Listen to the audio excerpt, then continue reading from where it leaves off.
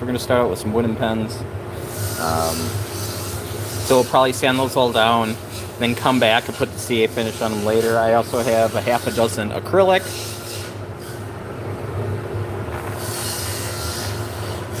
So we'll kind of bounce back and forth between those.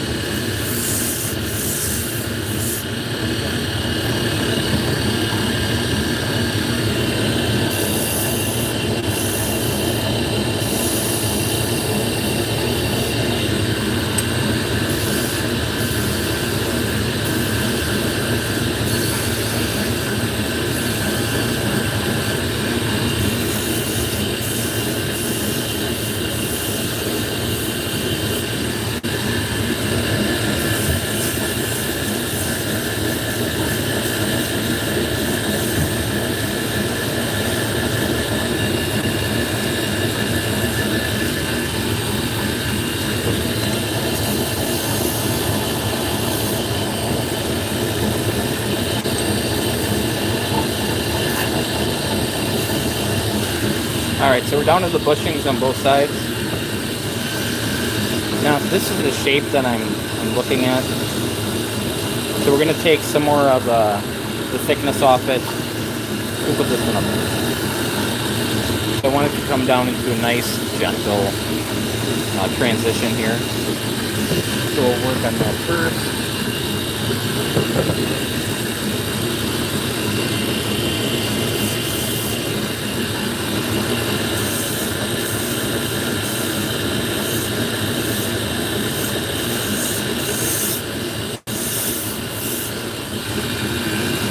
Hey, how's it going? Welcome in. How we doing today?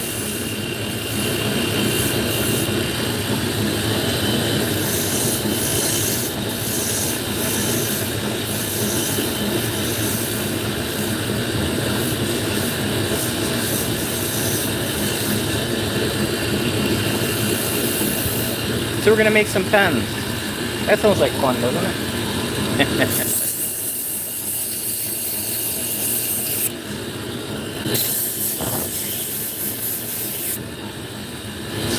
Pretty much the same for me. So, I was planning on working on the bowls today, but I didn't sleep very good. I just felt kind of like phoning today in, so we're going to make some pens.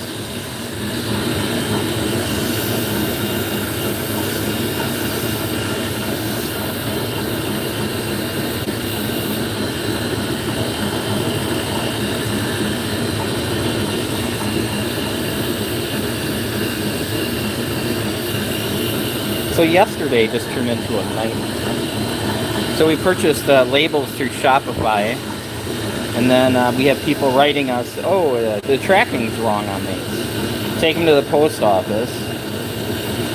And then there was one that we were questioning. We're starting with wood. We have acrylic too. We're going to bounce between the two. And apparently, the labels that I purchased through Shopify were fraudulent. So Shopify is aware of it, but they didn't refund my money. So I ended up having to go back to the post office and just buying labels directly from the post office. You would think they're a big enough company where you wouldn't have issues with that. Alright, so this one is sanded down to 600 grit. So normally I would go and put the CA finish on, but you kind of have to swap back and forth everything. So I think we're going to just turn all the pens first, then go back for finishing.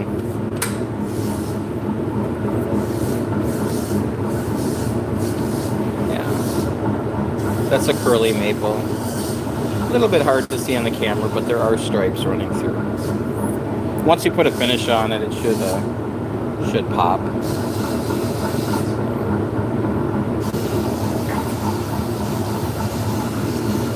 So this is my stand that I made. It's basically like, it's a lot like a cribbage board, but it keeps all the blanks together. So we got hard maple, we've got some genuine mahogany, purple heart, bow coat, and then some different colored acrylics.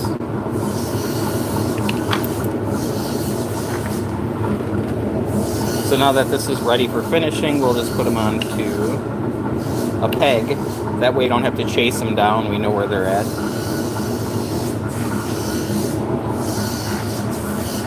Nope, no quilted maple. I have that one chunk that I'm saving for spindle. So the next one we're going to turn is Bacote. Now you can see how far off that is. It's not centered. But these are slimline pens, so we're going to take enough off where it's not going to be noticeable.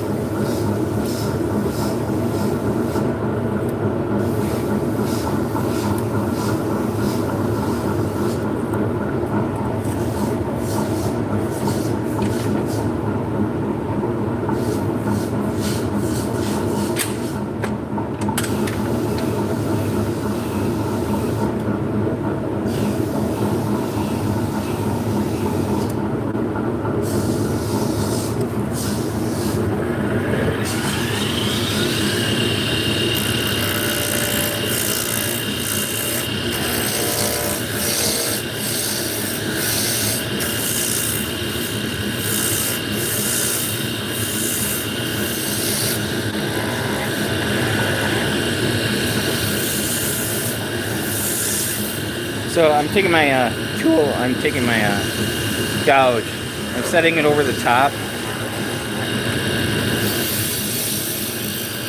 So it's a way you can feel if you're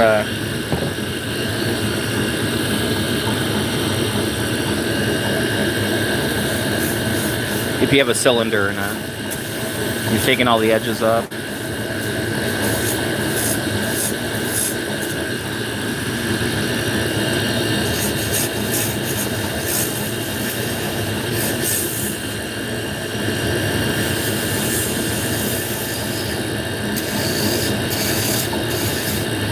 So if you look at the top, the back one here is going to be bigger.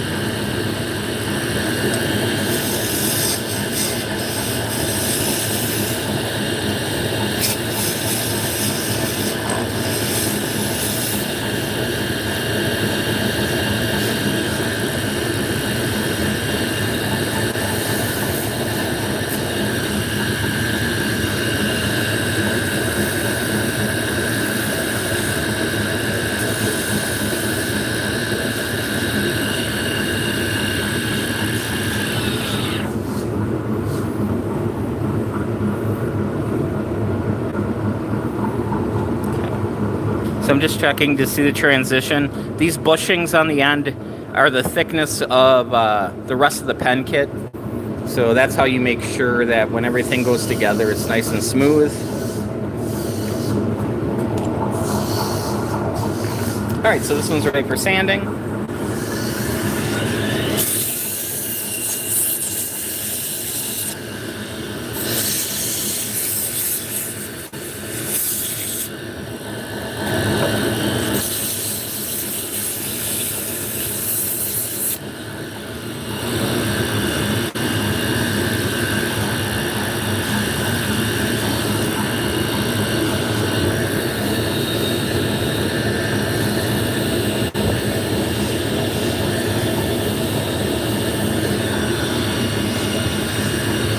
So we are going to put a CA finish on these. That's going to be later.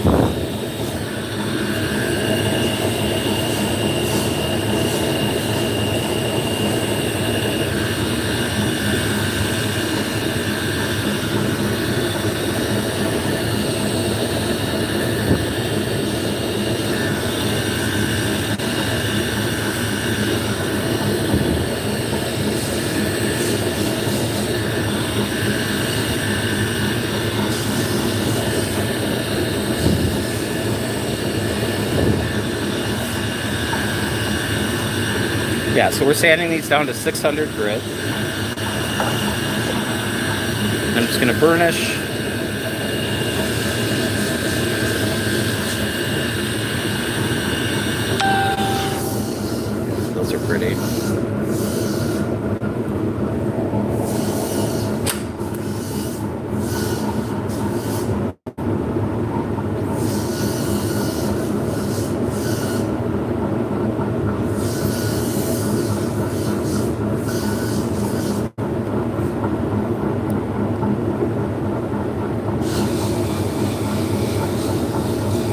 So these are nice and smooth. So when we put the finishing on top, it's gonna really, really pop.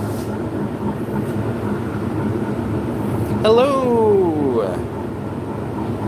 Y1. How's it going?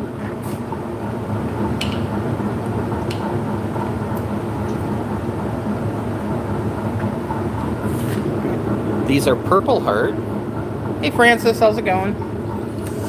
Welcome in.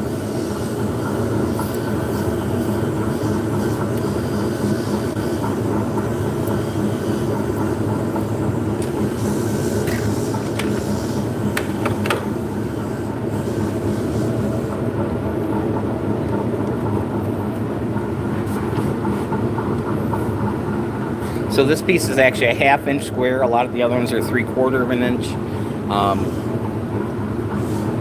I make a lot of things out of 1/2 inch, so. These are slimline pens, so it really doesn't matter. Hey Matthew, how's it going?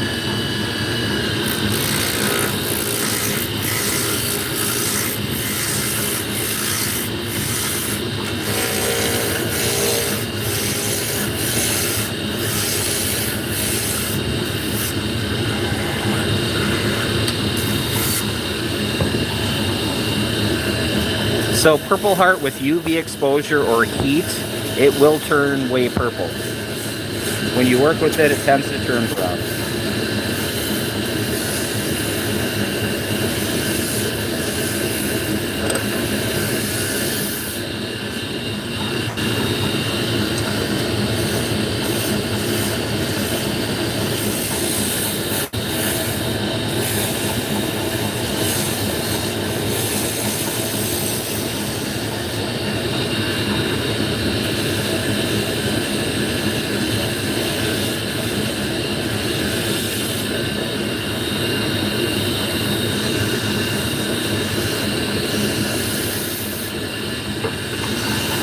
Let's take a look at it.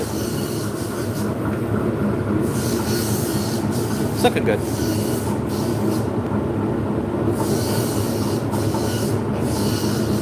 You know, there's a lot of open pores.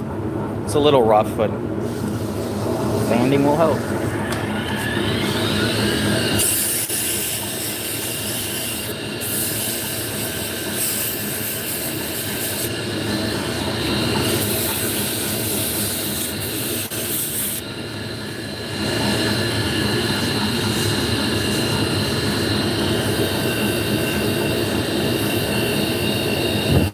So, excuse me.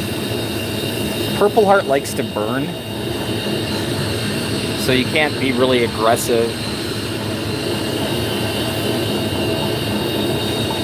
with sanding. Turning on a lathe is okay, but if you're cutting them on the scroll saw, you have to have a really sharp blade. It's a pretty wood, but it's a pain in the butt to work with. It's one of the exotic woods that most people know, and they get really excited. Oh, it's Purple Heart, not knowing that Purple Heart is, you know, a very inexpensive exotic wood.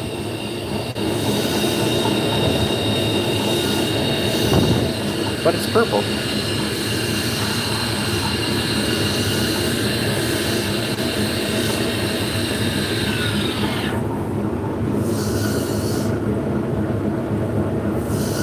It is very, very, very smooth.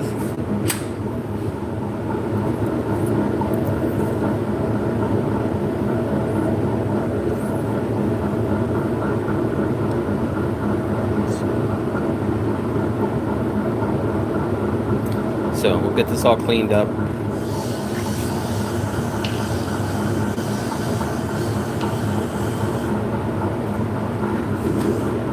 These are genuine mahogany.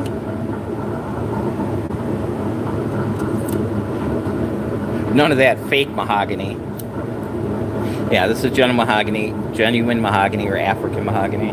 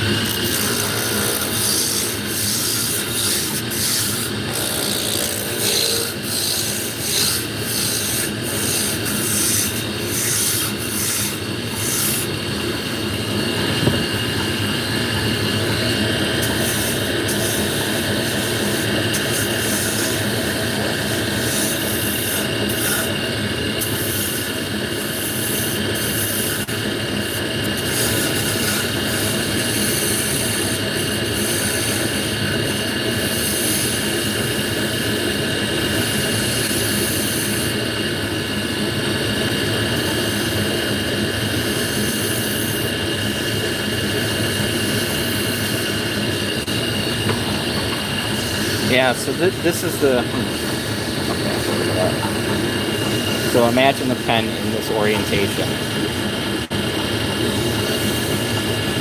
So we're a little bit more bulbous on the back here. And a nice long taper here. And a shorter taper on the back. That's just the way I like the shape of it. There's no hard or fast rule about it. You make it however you want to.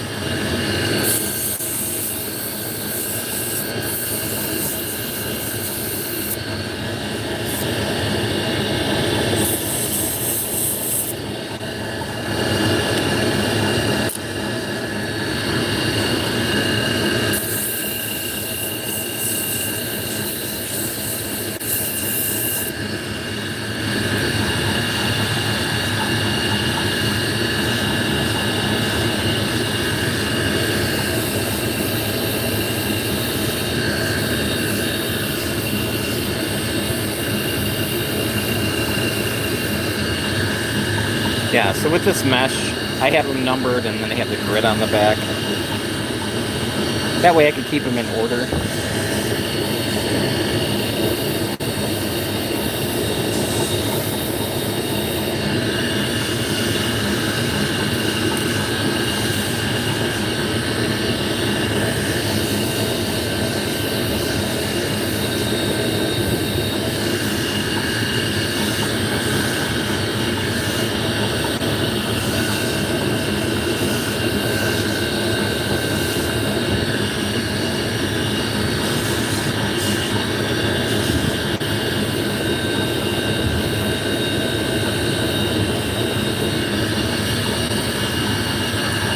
Alright, now that we're done sanding the 600 grit, I'm just going to burnish. So just some wood chips.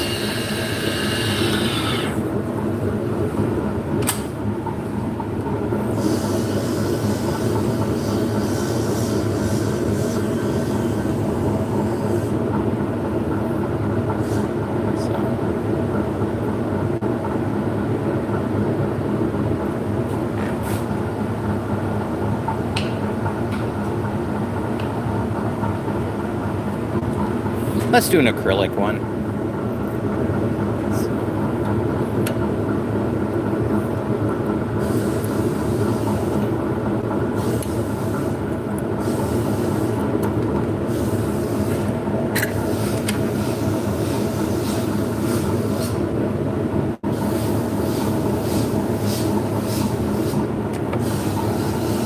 Very similar grain to the Purple Heart one. Yep.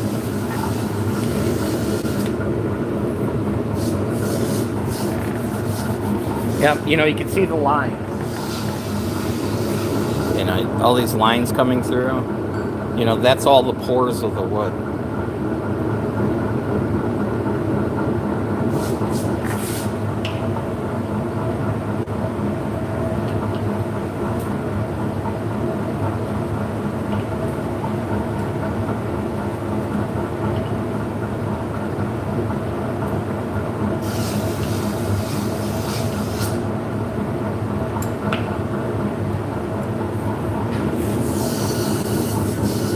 Coffee.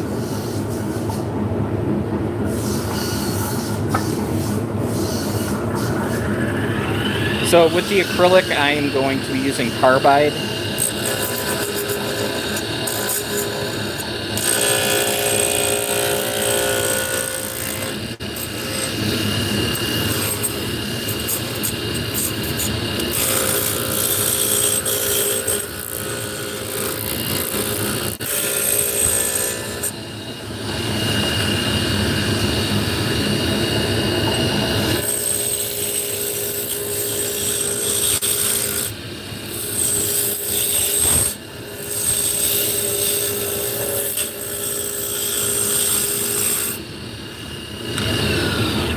So yeah, these blanks are big because these are the ones that you'd use for the larger, like the cigar pens. So there's a lot of material to take off.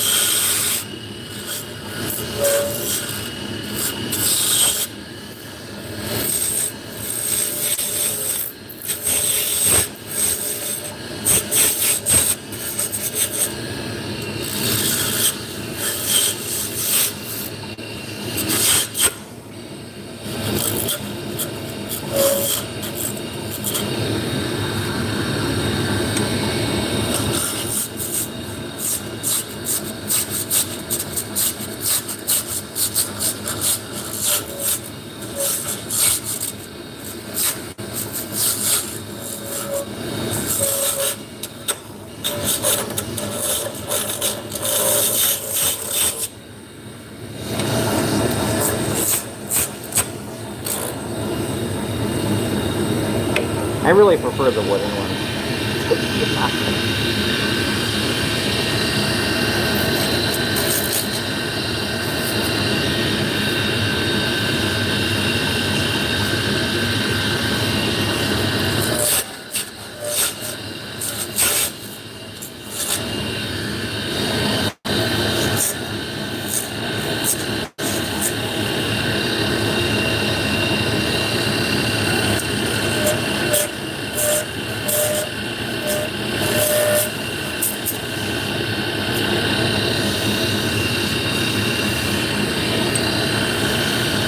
Just a lot messier.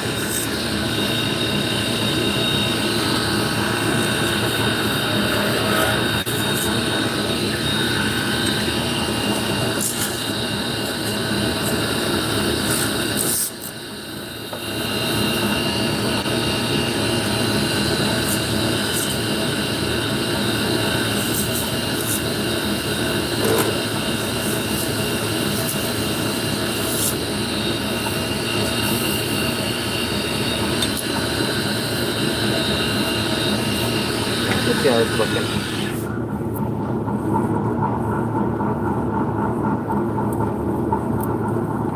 So I'm going to have to trim that down just a little bit.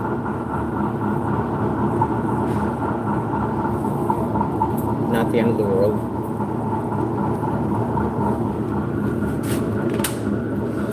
So I had a little chippy there, not much.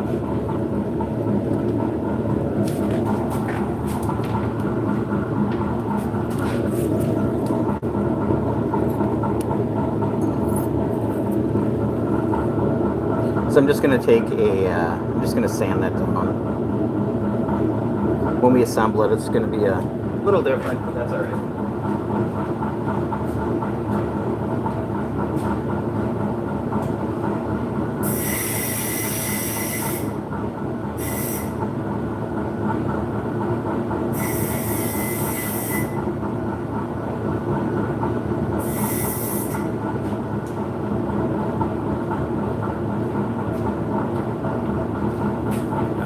So I took just a little off, not too much at all.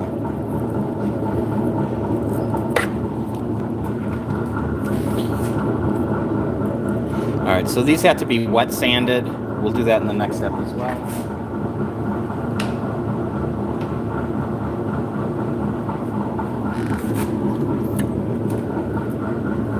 And I'll try that again.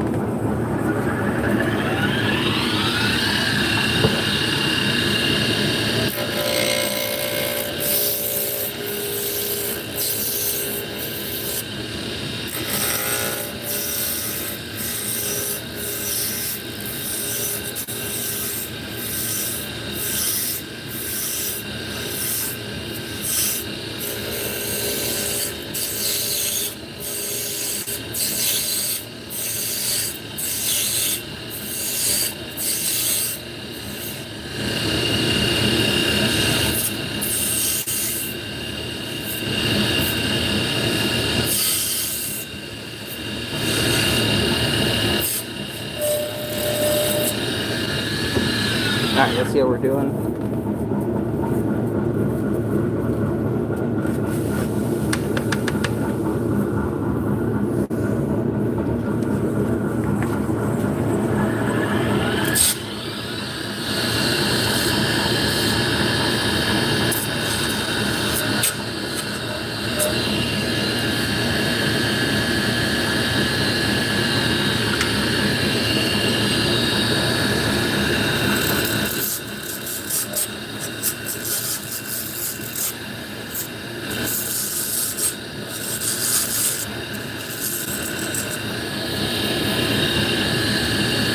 Oh, okay, and this is Gabriel, Pat, Gustavo. Hey guys, welcome in. So today we're making some pens. We're doing them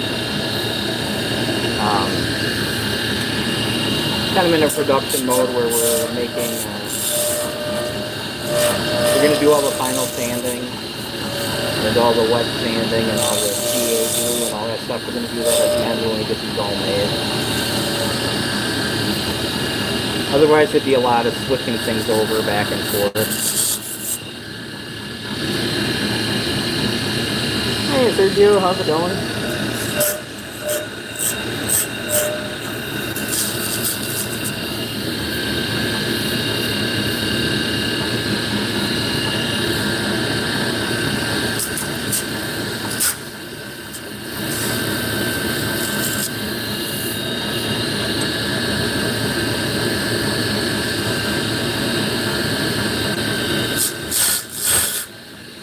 So I'm just starting to get back into making pens again. I haven't made, besides the last couple weeks, it's been several years.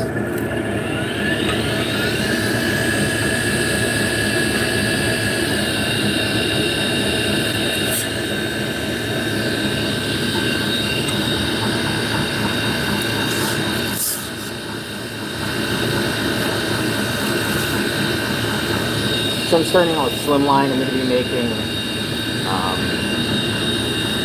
20 of these, see how they go over. And I'll probably get some different styles that are a little bit more expensive.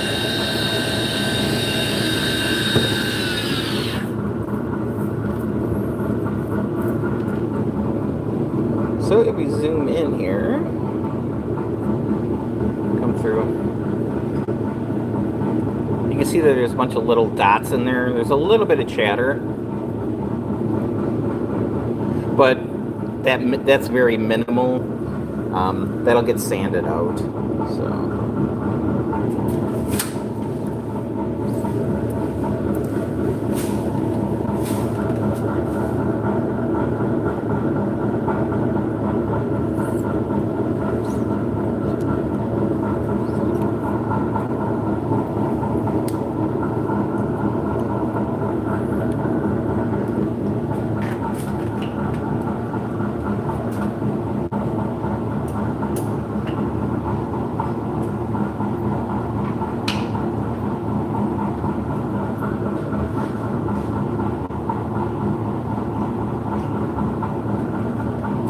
So next up we have this acrylic here.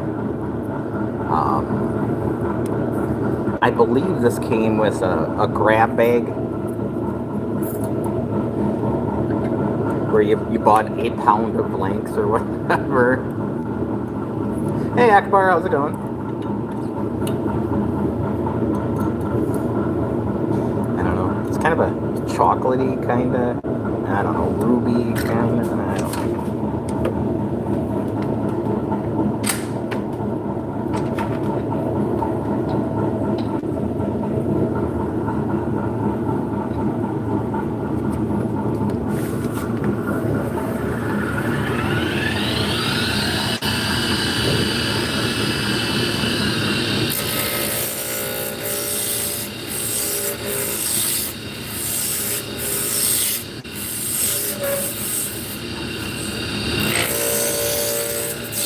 Right now we're just taking it from a square into a cylinder.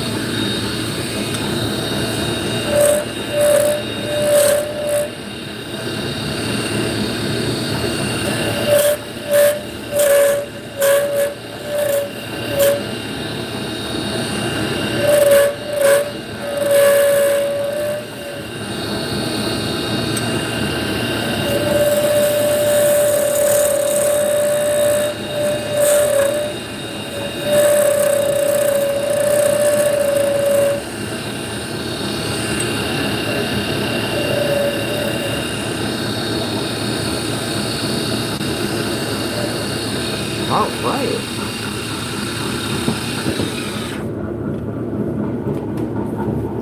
Actually, that's a little bit prettier than I thought it was.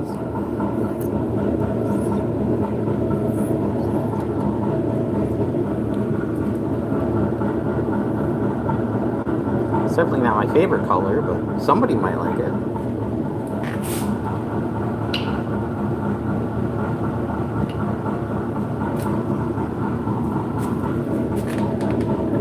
So we got 2 more acrylic. And then we got 5 more wood. And then we'll start sanding. Mohammed, welcome in.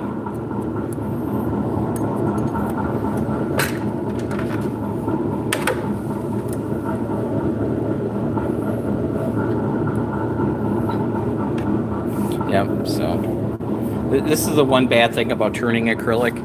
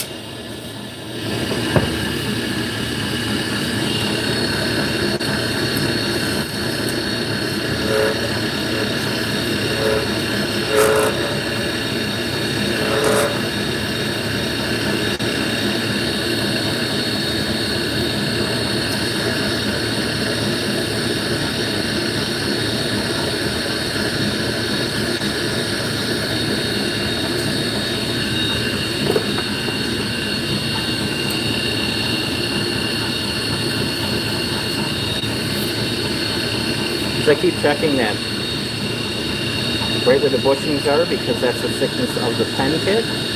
So if you get them lined up with that bushing, when you put it together, it'll be seamless. When you pick up a pen, that's what you'll want, you know?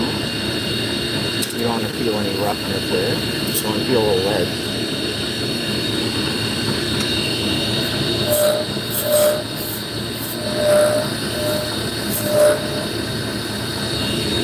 So yeah, this is going to be the tip of the pen. When you get back to the back barrel, it's not as crucial, but you still want to do a good job.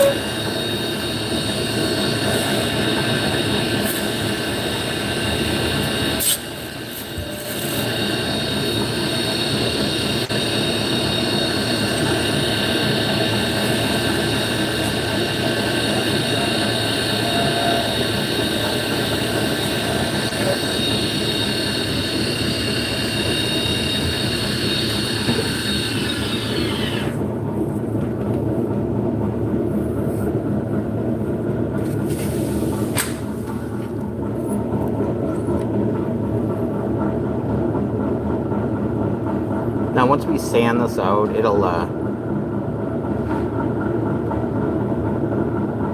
have a lot more depth to it.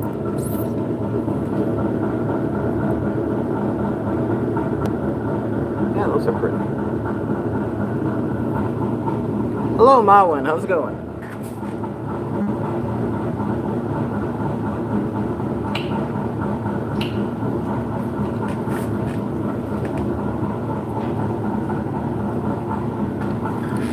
So we got 4 here and 4 here. So we got 8 turns so far. That's not so bad.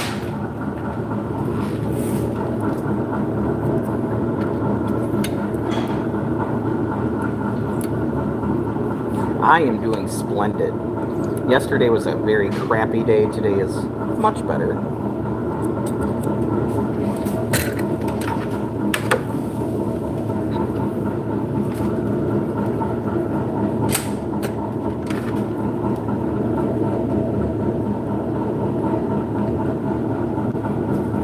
So we are making some acrylic and wooden pens. So we're making these.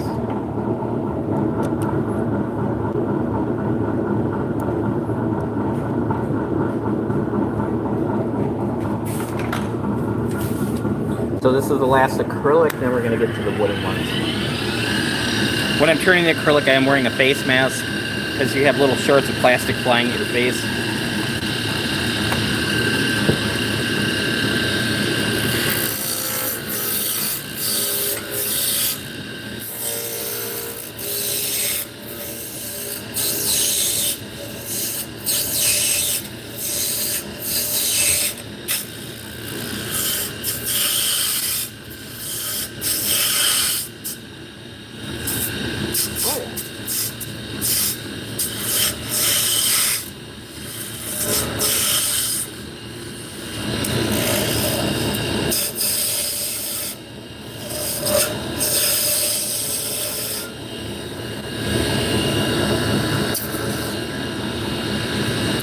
I am making a pen.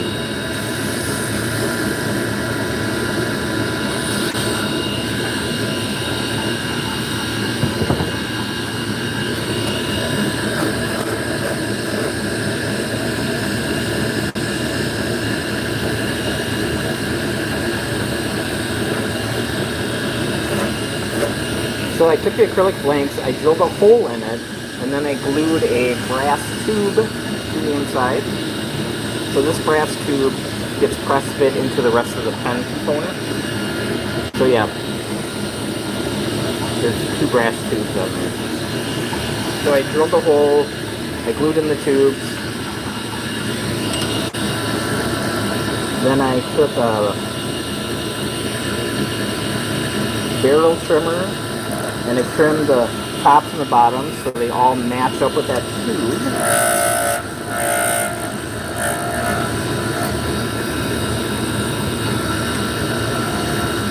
And now we're turning them. Hey Juan, welcome in.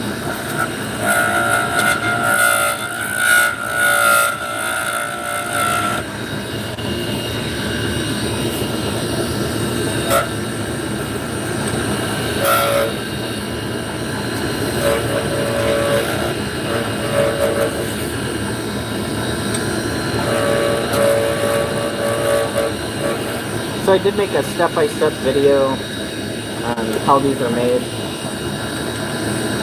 and dozens of people have already seen it.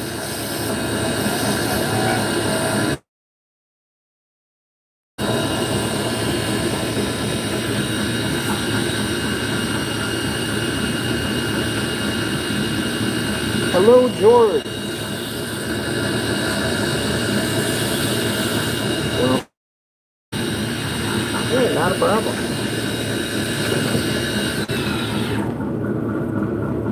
So I'm going to be adding these to my my display at shows.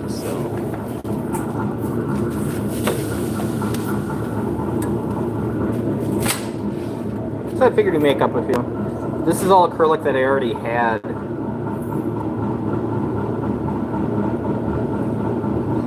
Sometimes pens will outlast marriages. That's for sure. All right, so these are ready for sanding.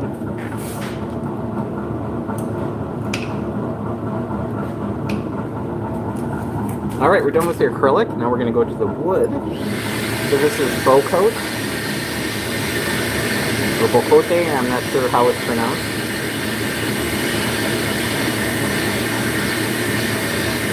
So this grows in Mexico down into Central America.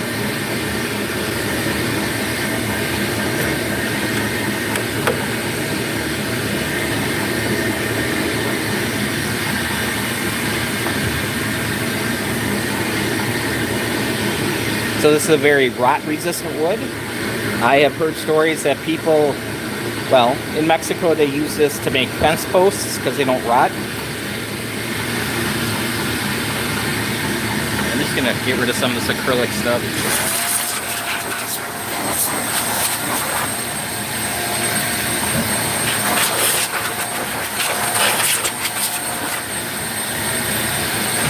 Let's make it a little less prickly. Do you have a mini lathe?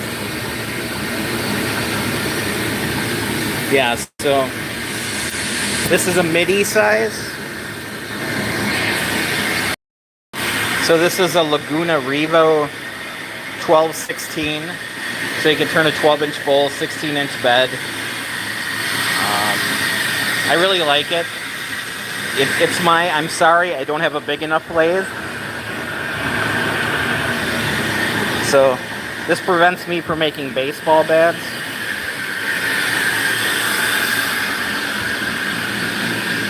And then I do have this Rikon over here, slightly longer. That's where I keep my buffer. So we'll buff out these pens. That's Vicky. She's vacuuming, which is odd because I do most of the cleaning in here. I'm not complaining.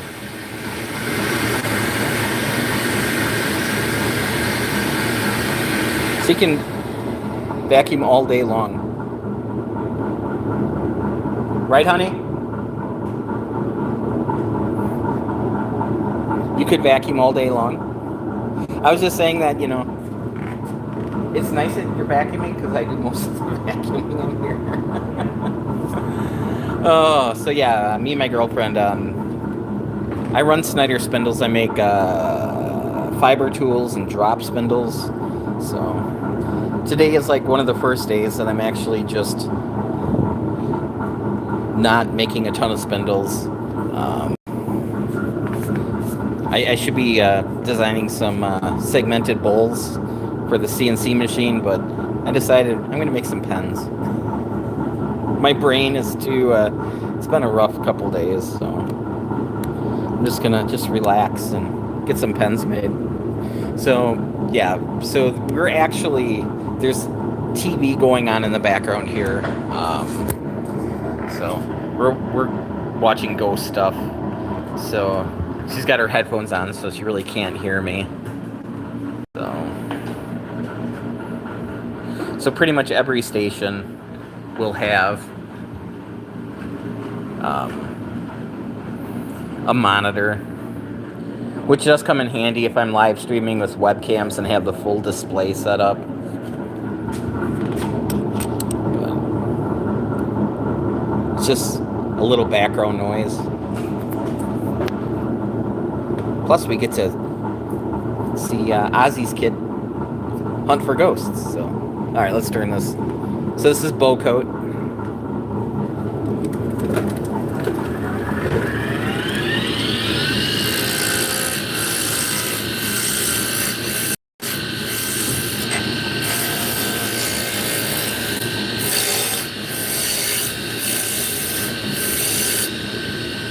Yeah.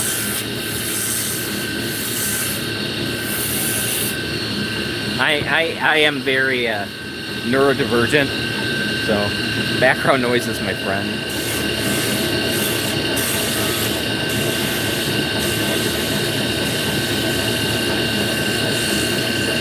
Depending on the day, we'll have music too.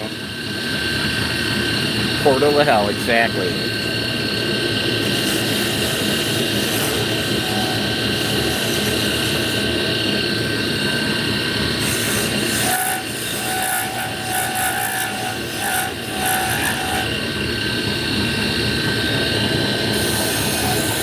So I usually just turn on the ghost channels on Roku and just let them play.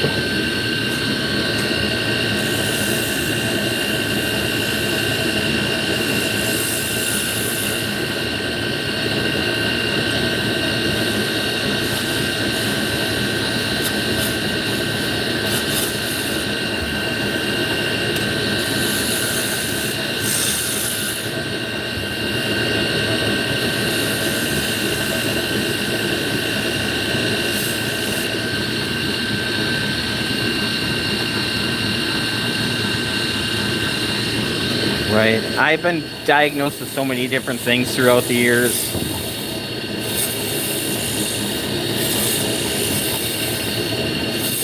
Started with ADHD, and then they decided I was dyslexic. Then they decided I was depressed. Then they decided I was bipolar. So, take your pick.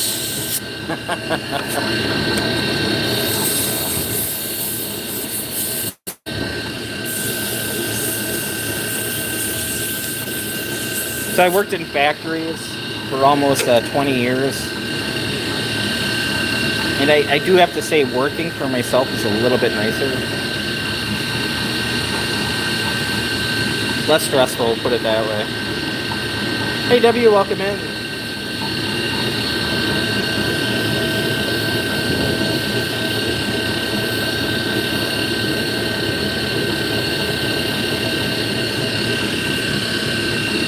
Yeah, I used to have a lot of issues with social anxiety.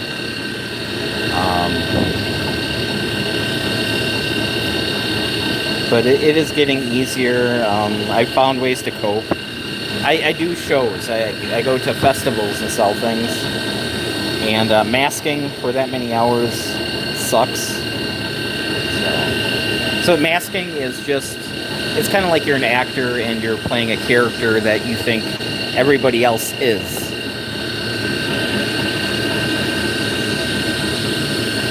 So pretending to be somebody you're not for a long period of time is very, very tiring.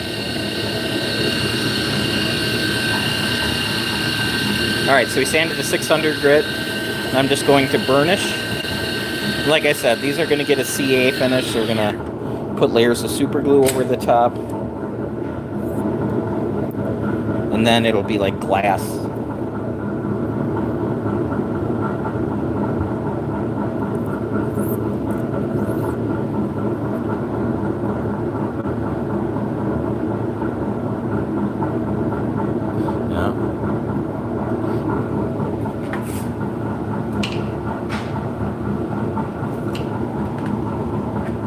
Oh yeah, it's a coping thing, and I don't know.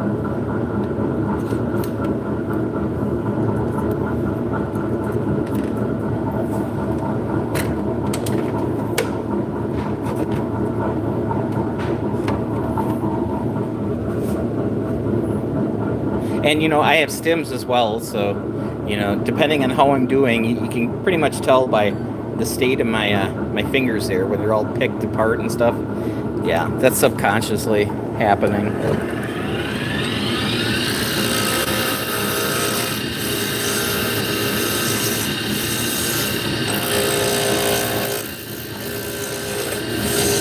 So if you ever see a video of me and I'm wearing gloves, that's probably why.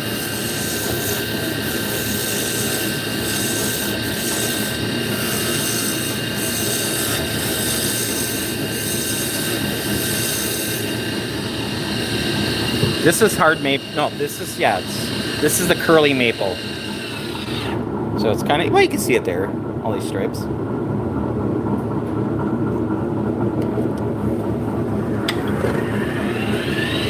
So we got one more curly maple after this, and then 2 mahogany.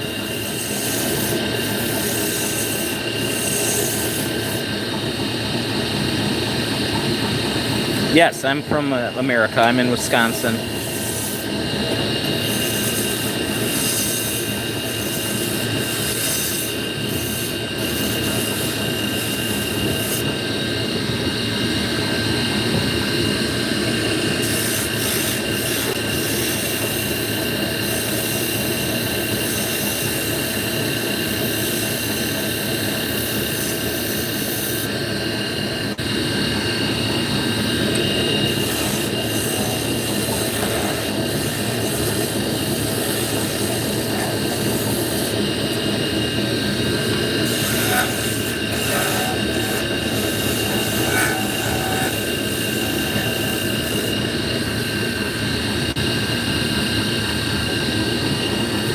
Yeah, I got that Midwestern accent. Not as quite as bad as people up in Minnesota, eh? But you know, still pretty good.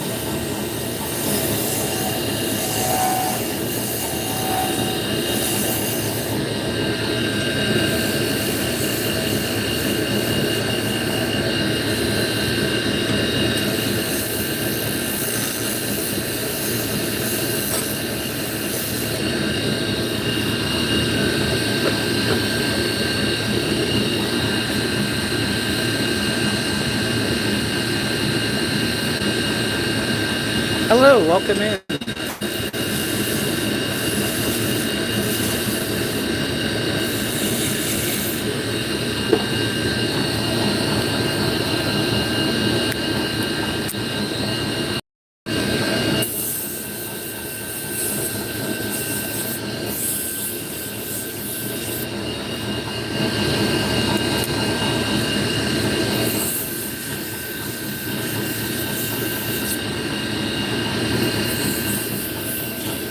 Yes.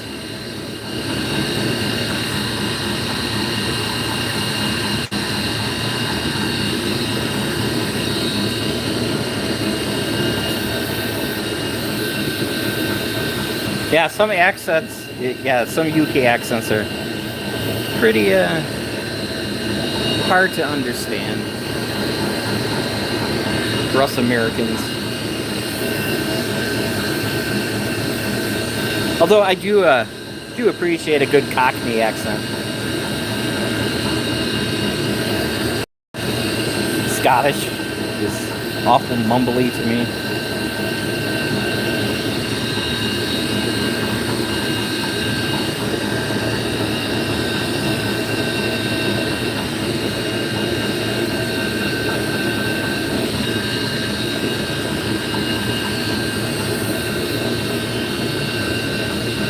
Yeah, in America we've got some pretty thick accents too, depending on where you are.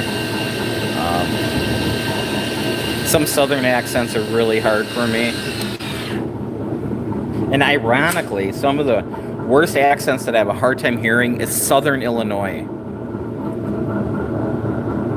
Southern Illinois, which isn't even that far south, has some wicked southern accents, you know, compared to like, you know, Mississippi and Georgia.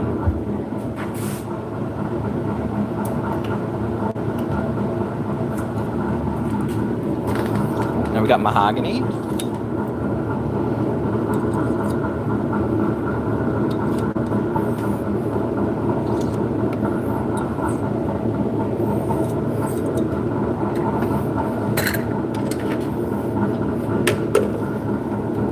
I don't know, when it comes to, you know, making wooden pens, you need to have the mahogany ones, you know.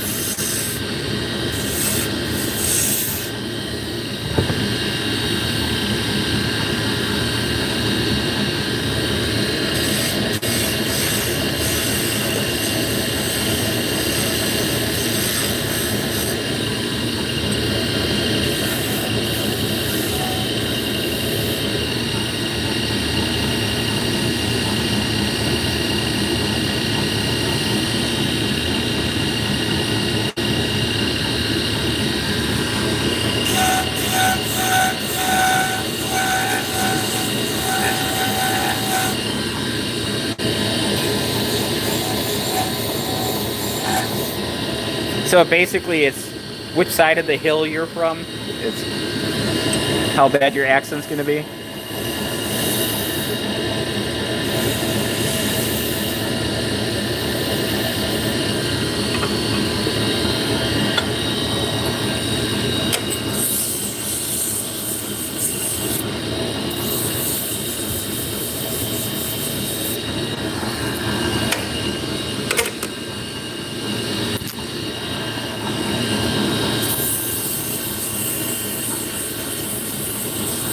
Hey, ice cream, how's it going?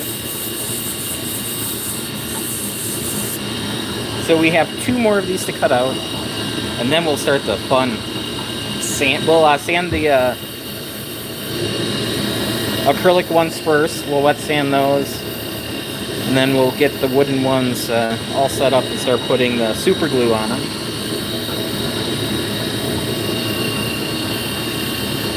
I'm doing okay today. Today is going to be a stress-free day. Although when we're done with this one, we're going to go check the 3D printers. So we are making wooden pens and some acrylic pens as well. So we're making these today. So we're turning them on the wood lathe.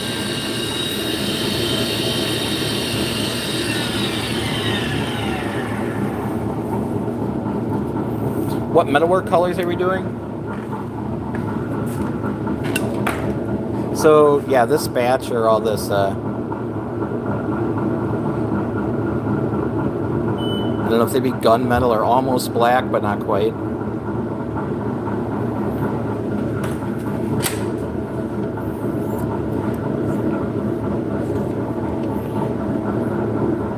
So that's mahogany.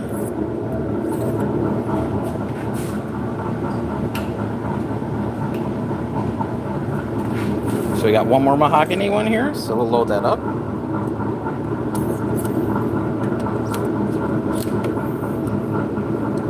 But yeah, we'll hop over, check out the 3D printers.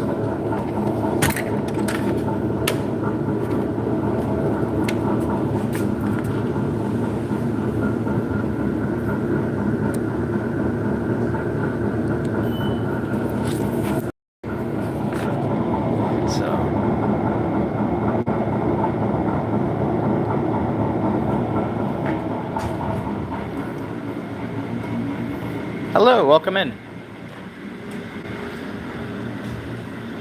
All right. So we're making nitty knotties. These are for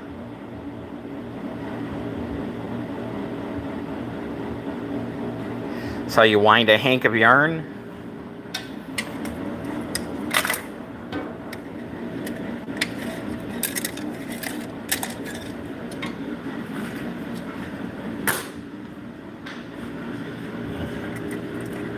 So we'll get these restarted as well.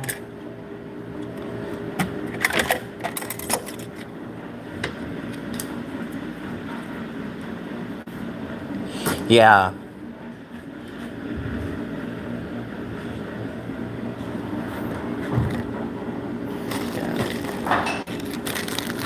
So that's what the kit looks like. So they always put a ton of little bags on everything. So we're going to print again. Come over here. There we go. It's going to yell at me. I'm going to say okay. Print again. We're going to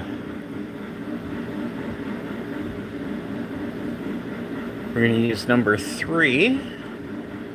So we're doing single color prints on the Bamboo Lab X1 Carbon. So you could choose which 4 rolls you want to use. Yes, I'm in the United States. I am in Wisconsin.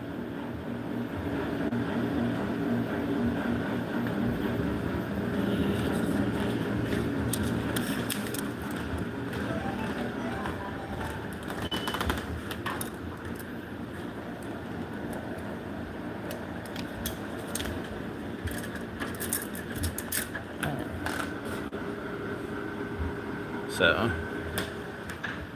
we'll peek outside since we're over here. We'll check the mail.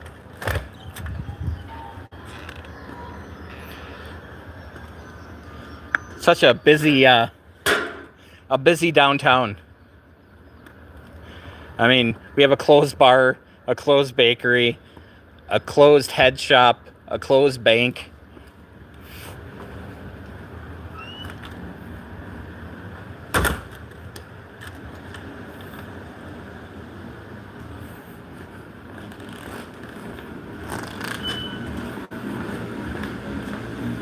You're in New Jersey?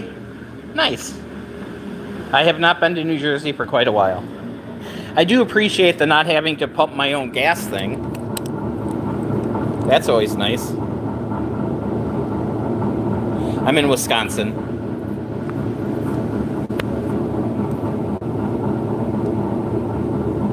Well, I'm in a little downtown that doesn't have a downtown anymore.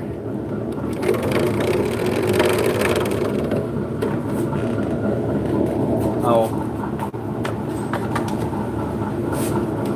bet if I get my exhaust put on right, that would help.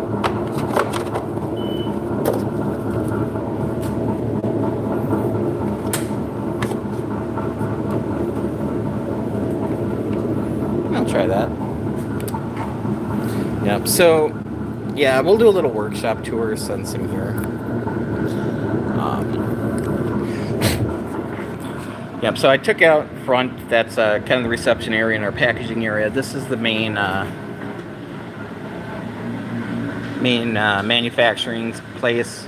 So we got the 3D printers over there, we got the laser engravers over here, drill press layout area, one sanding station here. It's very nice to meet you too.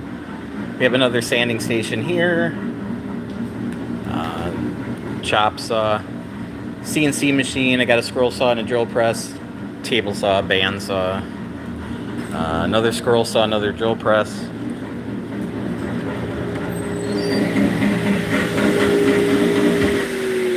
So we do, I got the planer back here, the drum sander, and the extractor.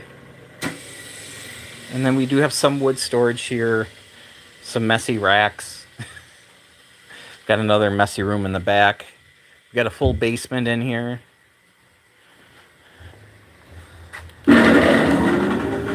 So I do a bunch of finishing work in the basement as well. Yeah, this building was built in 1900. It was a little grocery store, you know, before, you know, indoor plumbing or electricity. So, pretty much what you think of like, you know, the Midwestern downtown where you have a whole bunch of buildings stacked together.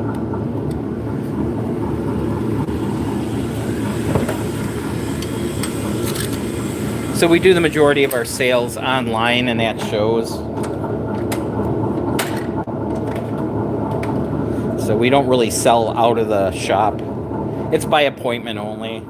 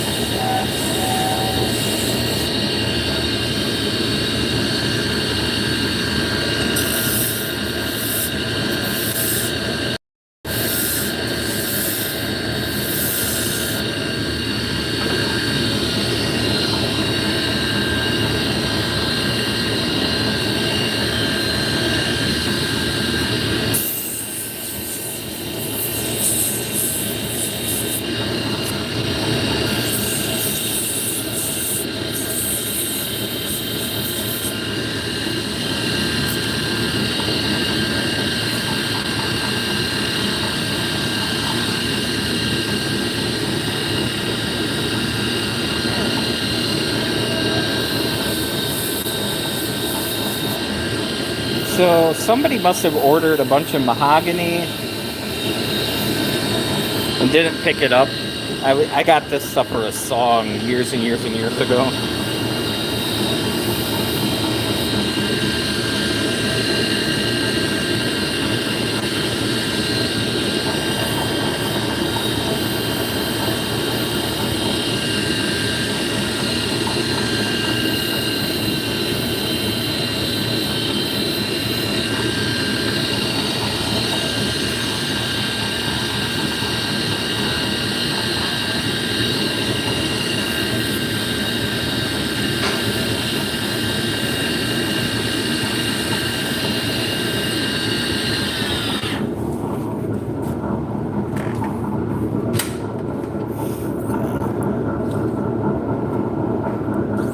I like lathe work. It gets messy. I like messes.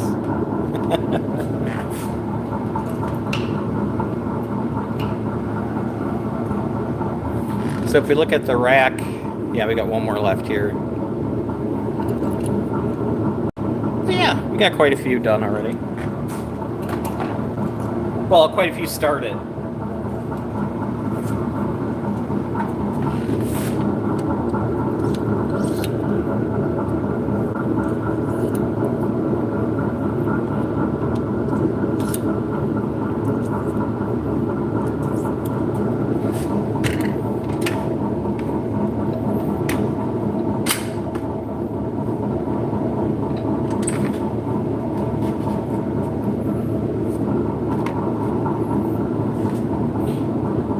Yeah, mahogany, genuine mahogany can be quite expensive.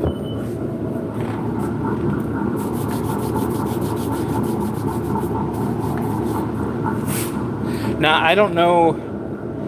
It was tongue and grooved.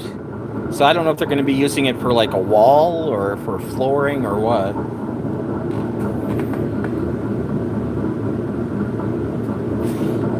Actually, I don't have any greens.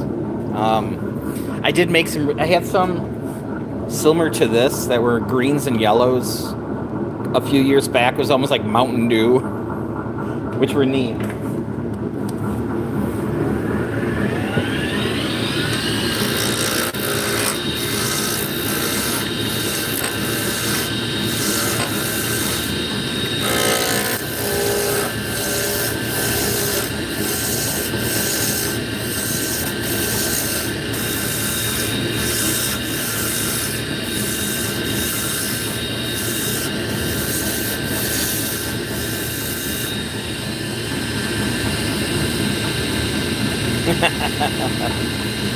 Do you try wood from Trey? I'm not sure.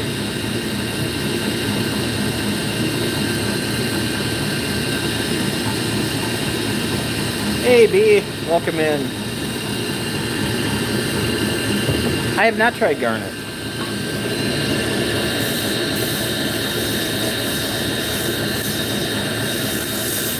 So yeah, pen making can be a pretty deep rabbit hole.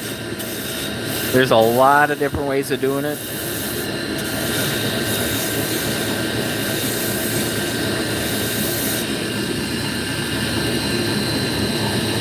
Oh, burl. If I had burl, yeah, I'd be using it. Yeah, so these are curly maple.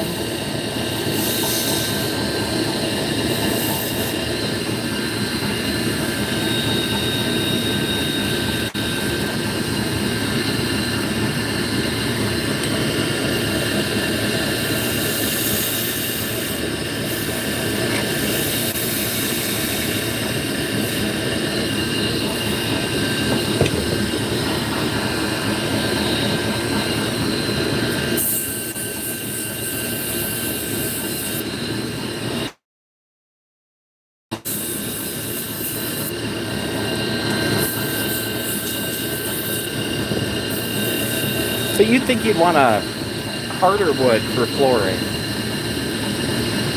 How do you make control for the size for the pen? Okay.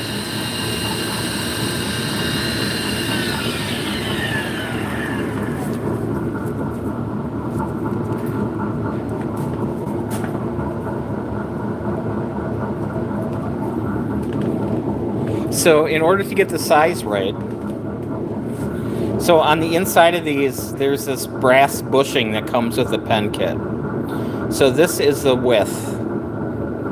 Now to know the size, so everything goes together correctly, so to make sure you get the tapers right and everything fits together nicely, that's what these bushings are for.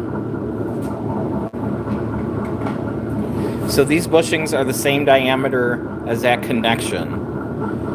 So we glue these either into the wood or into the acrylic, and then we trim it down with a barrel trimmer. Some people use sandpaper, a lot of different ways of doing it, to get it to that size. Then we clamp it up here, and now we're tapering it to this size here. Now I like to have the rear barrel a little bit bigger than the front. Kind of have a bulb here and then a big long taper. So that's what's going on here. So it's like the pen is sitting in this direction.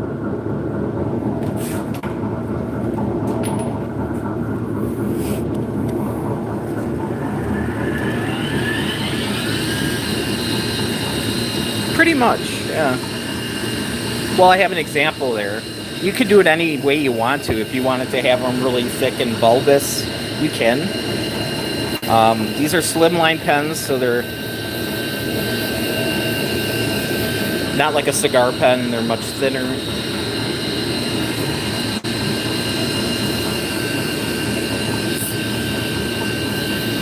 Do you ever make ergonomically styled pens? You have arthritis, so special pens for ergonomic rubber grips. They do make kits that have like hard rubber on the bottom here.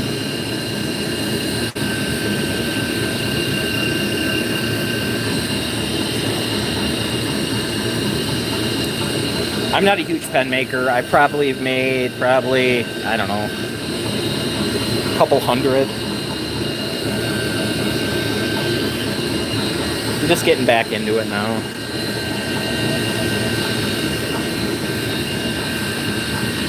We're burnishing. Let's look at it.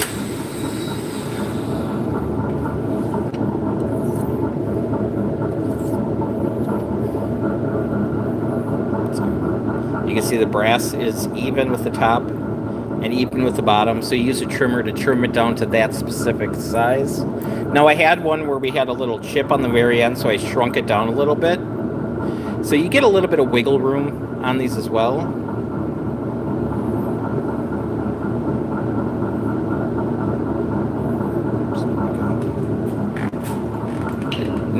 I'm not sure what Nicholas is.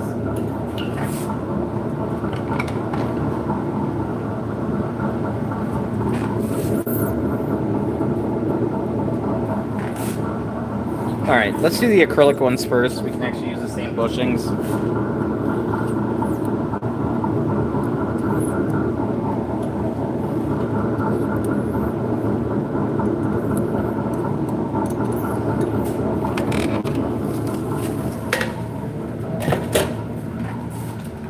We're going to lose the exhaust.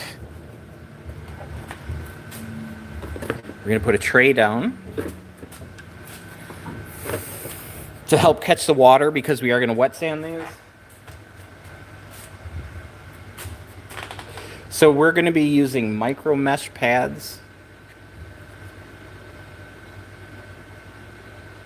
I have not. There's a lot of exotic woods out there. So we're going to go from 1,500 to 12,000 grit. So this actually has magnets, so I can stick it to my lathe. Keep our fingers crossed that I don't knock it over. So we'll get the pad wet. And then we'll put this together first too. That'll probably be a good idea. All right.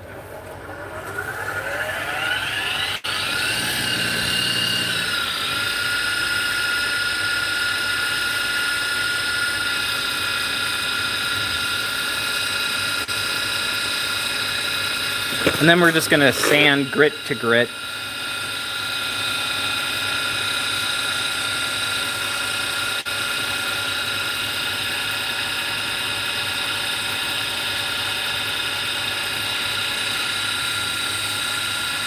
This is acrylic, yeah.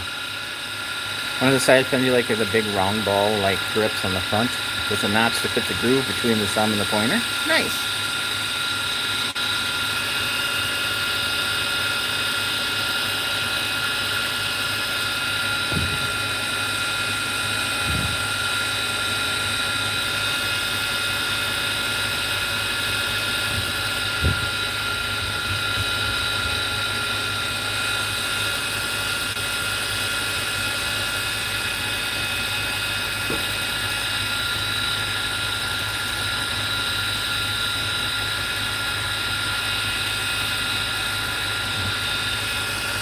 Yeah, a lot of the ones with the designs in, you know, that happen in the glue up, yeah, it takes time.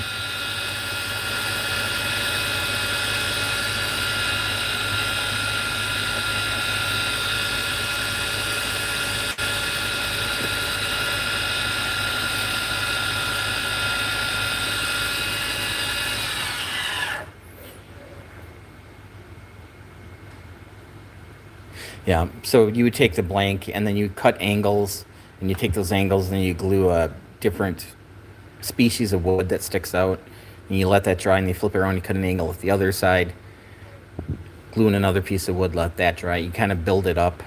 So you have a whole, this piece here be a whole bunch of different woods glued together, and then you turn it.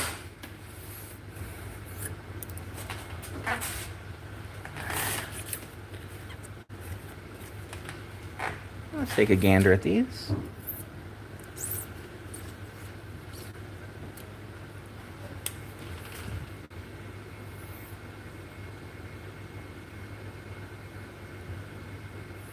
These are nice and smooth. Very shiny. Looking good. You would think I'd be done, but I'm not. So the next step would be to buff these. I got a buffing wheel over on the other lathe. So we'll just keep piling these up, and then we'll buff them all at the end. The acrylic ones, I only use the first 2 compounds. I end at the white diamond. I don't put carnauba wax on these because they're plastic. It doesn't make sense.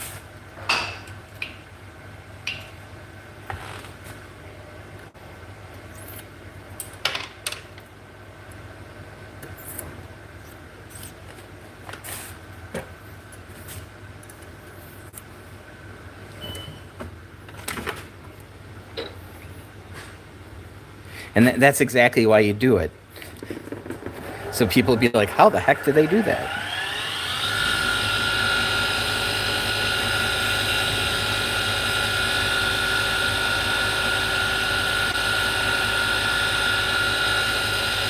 Yep, so these acrylic ones are going to be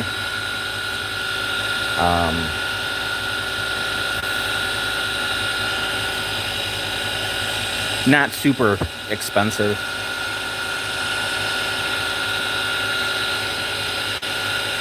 So these usually fall in the $20 to $25 range.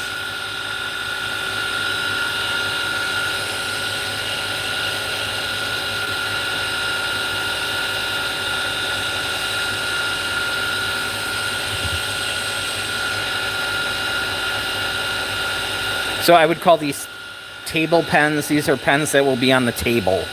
They will be on a stand, but easily grabbable. Where the next tier up are going to be in a glass case that you can't touch without asking first. Those are going to be the more expensive ones.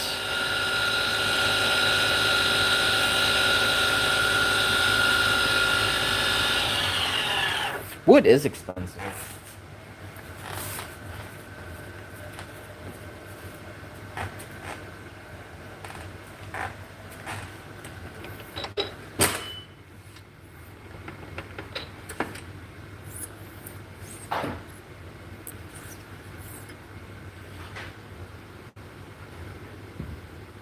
The price is good if you're the one selling the wood.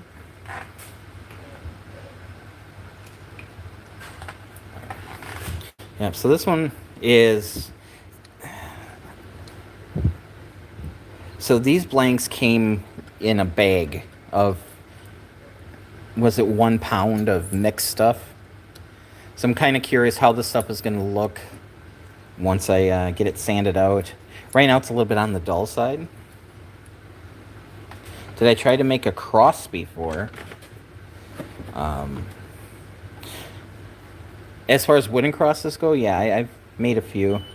I used to make a rather large Celtic cross with a lot of fretwork on the inside. I made a bunch of crosses for one of my friends who is actually a monk. So I made them for a bunch for him and his fellow monks.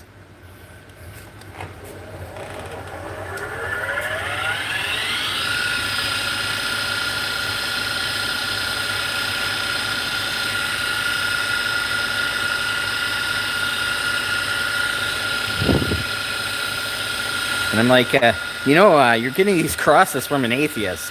I'm just saying. Yeah, if this buffs up nice. At first I didn't like it. You really couldn't. Just looked like a color of like Tupperware from the 1970s. Hey, W, welcome in.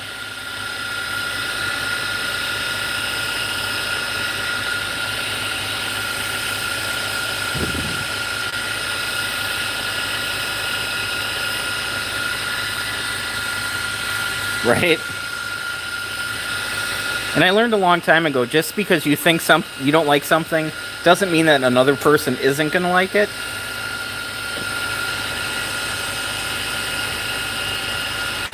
And sometimes you might love something that nobody is going to want to buy.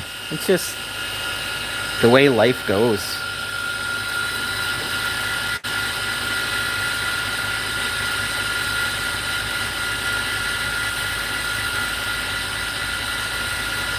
Oh yeah.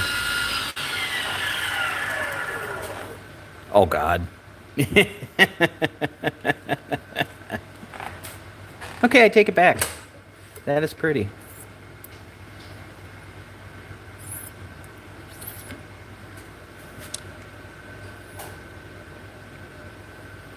I don't hate that. So, yeah, I don't hate it.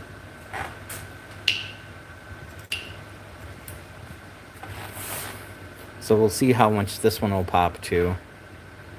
It just seemed kind of white and cloudy.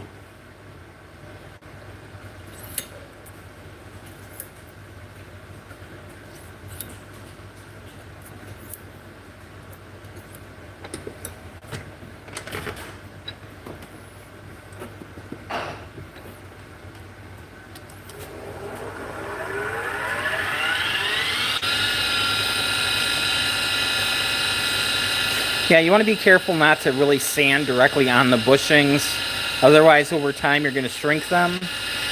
And then things aren't going to go together just quite right.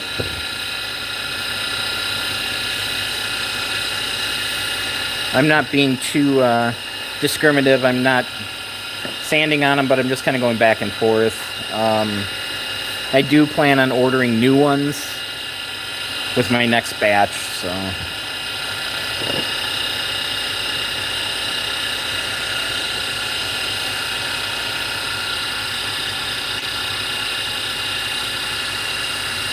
Do I make hands for...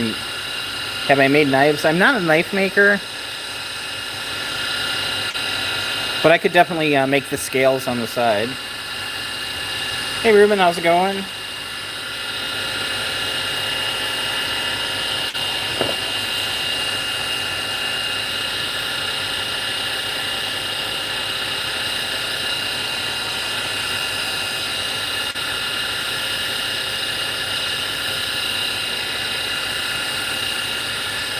See how these turned out.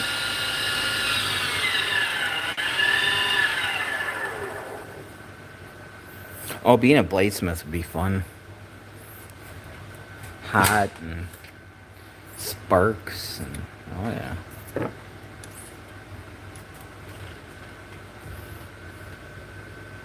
Yeah, it's much nicer than it was before we sanded it, that's for sure. I kind of like it. Got kind of an ivory kind of feel to it.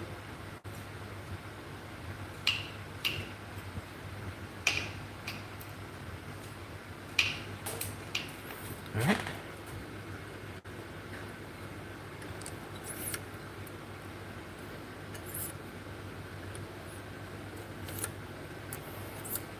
Yeah, forging, blacksmith work really appeals to me, but there's quite a bit of cost to entry on that.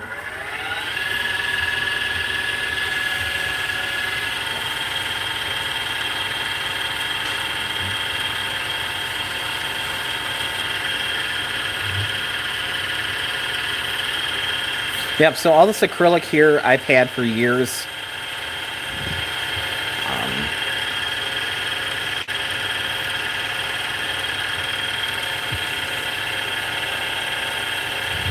I don't know how deep in the rabbit hole I want to go for this.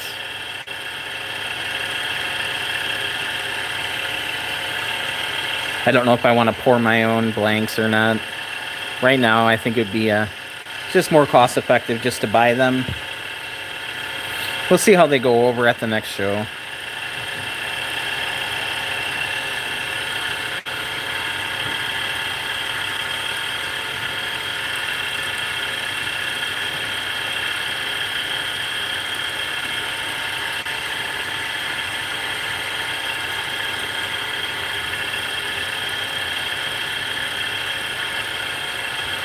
I might put a few of these on Etsy too, see if they go over. Thank you, honey.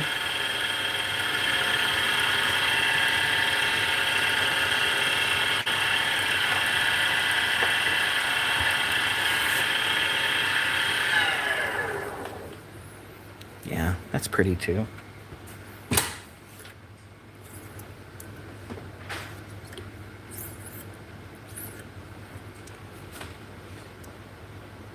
You know, I've been avoiding, casting these or making fishing lures because I know I'd like that and they take time.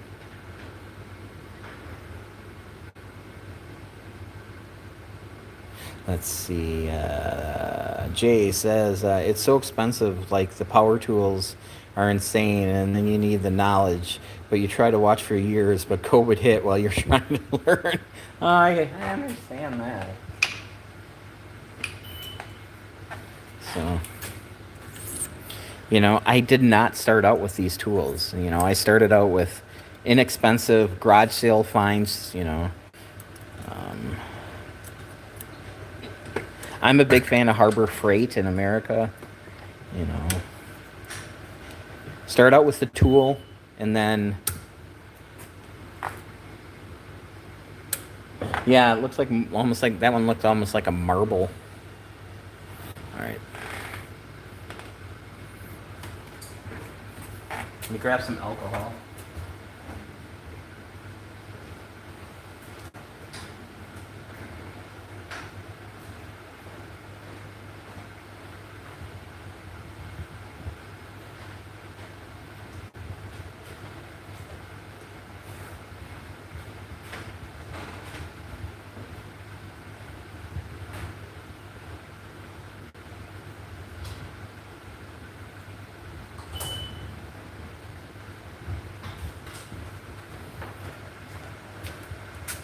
All right.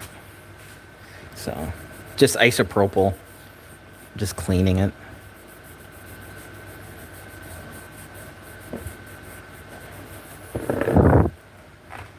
So now we're to the wood. Now we're going to start putting a CA finish on these. So I don't know what I was thinking putting this together like this.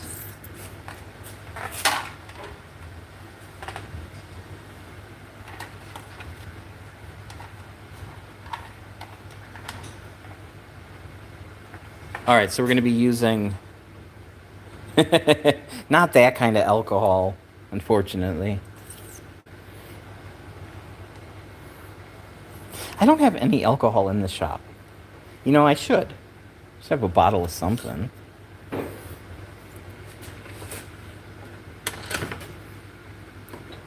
All right. So we're going to be putting a CA finish, so that's super glue. Put that down there. Now I am going to put, right? But I'm self-employed, so I can do what I want. Yeah, drinking on the job would not be one of the things I'd like to do. But after work. Well, my biggest issue with that is I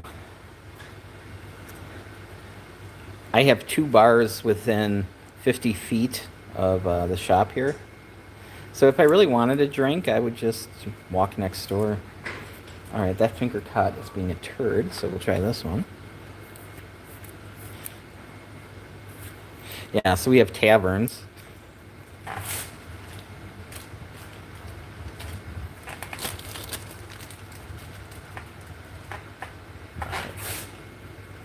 So I'm just putting a finger cut on my thumb and my forefinger. That way, if it gets covered in super glue, I won't glue my fingers together.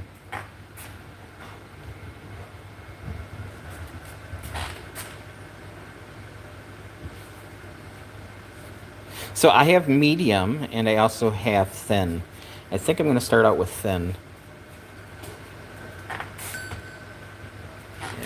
So I'm just going to be using this thin stuff.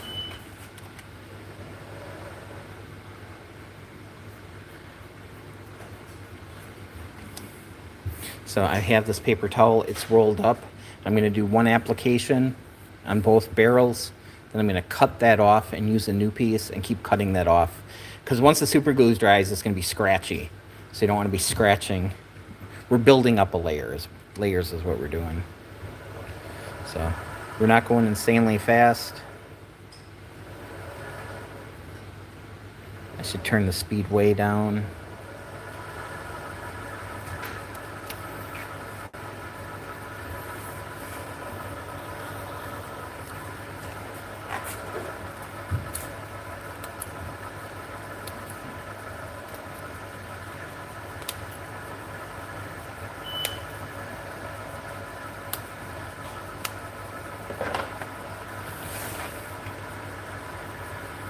I suppose having the bottle not glued together would probably help.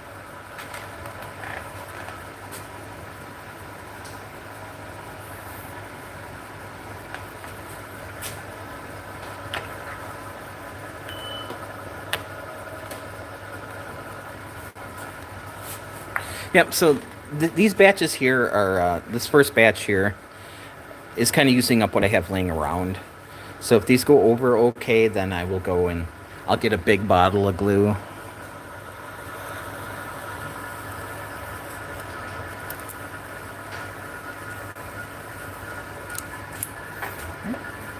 Now we could use activator, but I'm just going to let this one sit.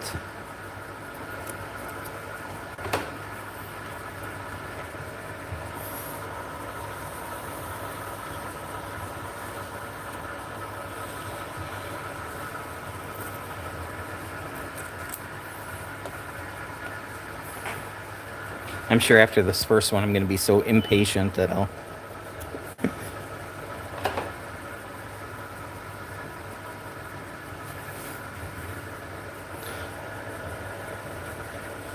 So we'll do thin on this one. The next one we'll do medium. See how they look. Yeah, especially if you do activator on your first layer, especially with something that has pores like that. Yeah, if you use activator, it can get real chalky underneath.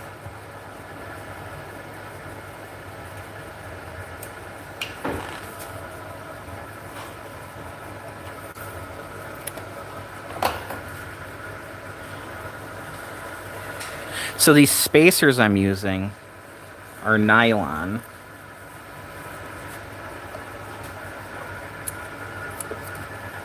So nothing sticks to nylon. So when we're done, we can pop these apart. We can scrape those off if we really needed to. Let's do one more.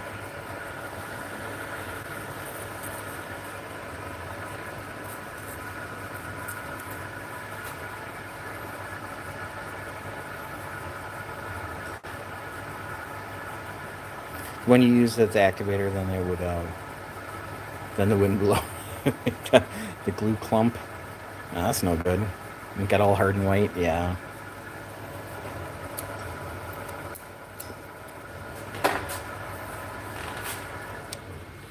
All right.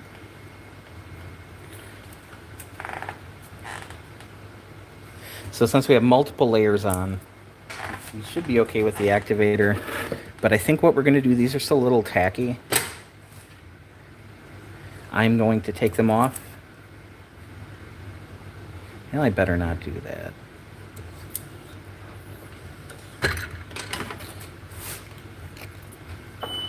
Trying to keep things sped up here. But, okay. We'll hit it with some activator.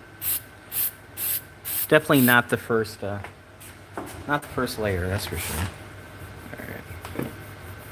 So we got 4 layers on there.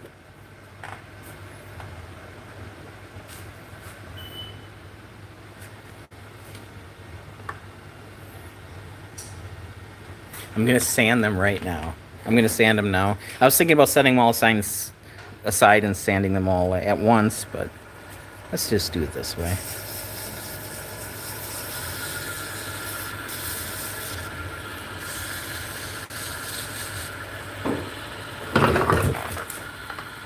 Somehow the magnets on that thing just aren't good enough.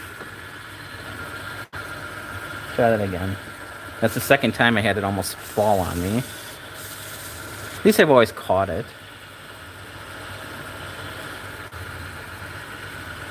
Yeah, so we'll wet sand them. Not taking a lot of time, just basically just touching them. You know, we got 4. It went somewhere. I got some water on the floor, but luckily I had some wood chips on the floor to catch it.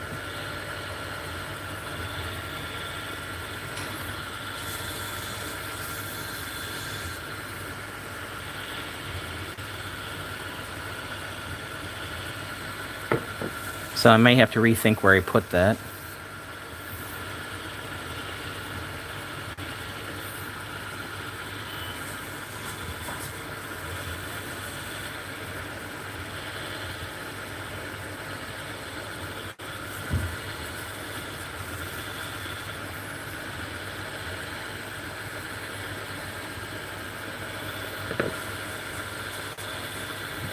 So you don't want to cut through what you already, so you build up the super glue layer. You don't want to cut, you don't want to sand through it. So.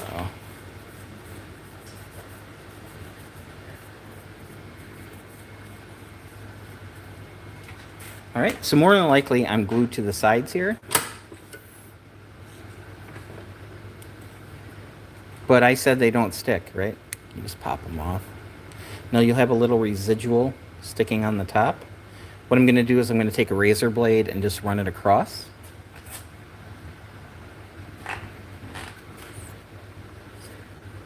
And I'll do that right before I start buffing, which is the next step after this.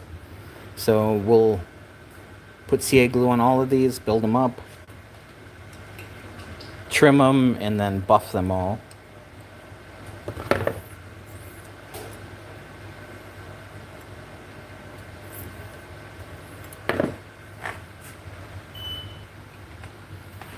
And we'll try the maple. Now, if I wanted to skip this step, I do have, you know, carnauba wax. I could buff them with the carnauba wax if I really wanted to. I just like the glossy finish of CA glue. We'll do this one medium, see how that works.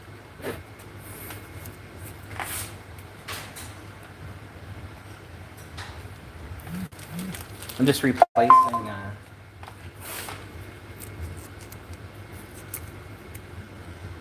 the finger cut. Some people will use the little bags that come with the kits.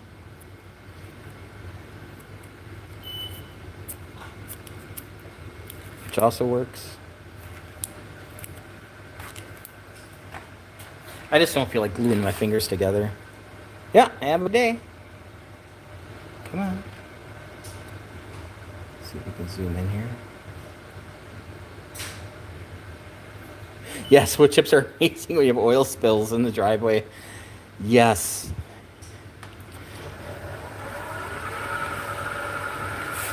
Or if you have kids that like to throw up because they're kids, yeah. All right, we're gonna try the medium.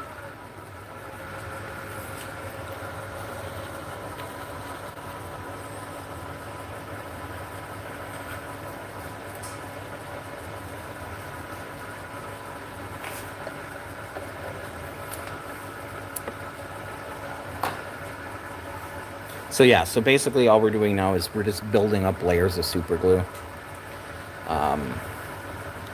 I'll probably hit it with some activator, but not on the first couple layers. Yeah. So even with that single layer, you can see how much shinier it is. So we're gonna build up a whole bunch so that we can sand it down.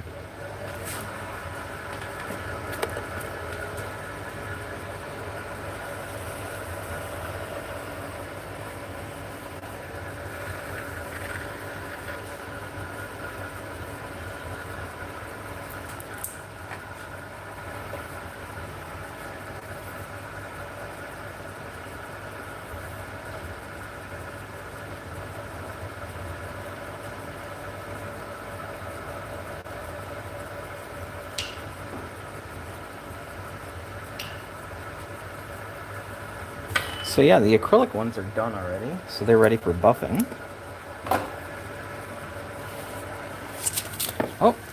That would be my finger cut. Oh.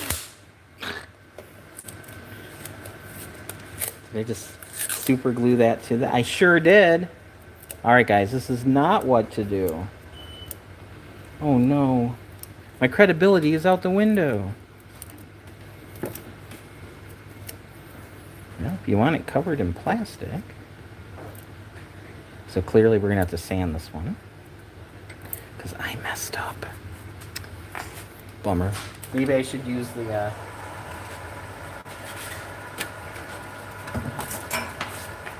little plastic ones that come with it. Well, that's the nice thing about going slow.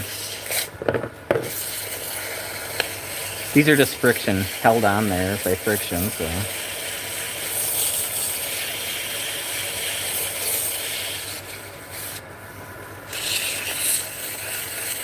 Yeah, life happens.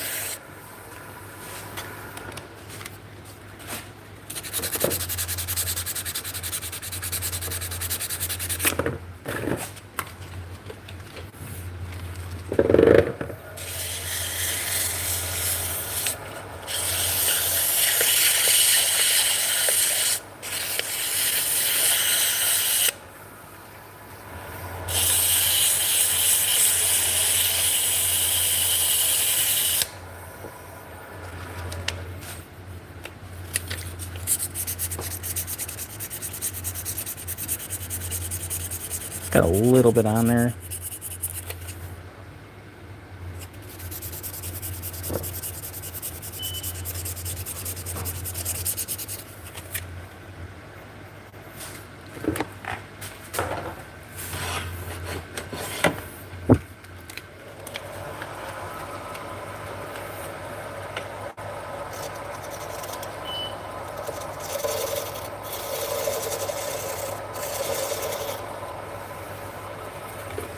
But the important part is it's salvageable.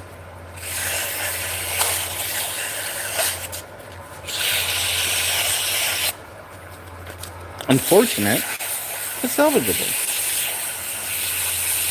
I think I might go grab some of the little plastic bags. We'll get this one sanded back down. Not a big deal.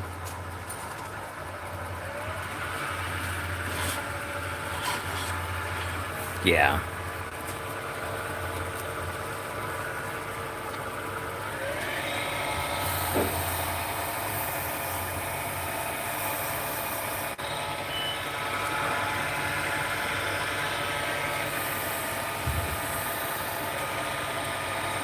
And even if it wasn't, it's not the end of the world.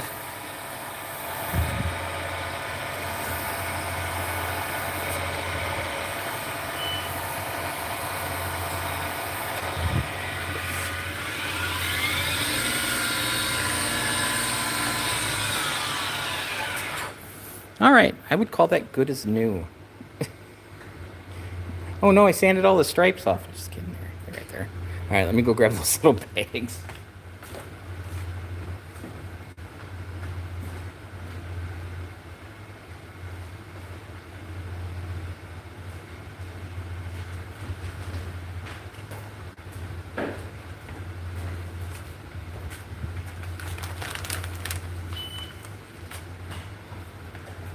Yeah, so when you order kits, everything comes in little bags. So you wind up with a ton of, well, little bags.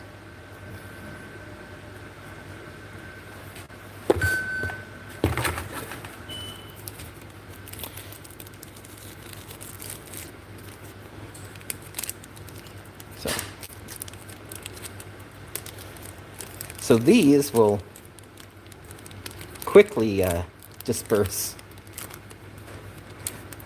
They're not going to get stuck to my hand. You took your glasses off and you said you had to put them back on because I was so confused. You sanded the lines off, right? One area has much darker lines than other areas. All right.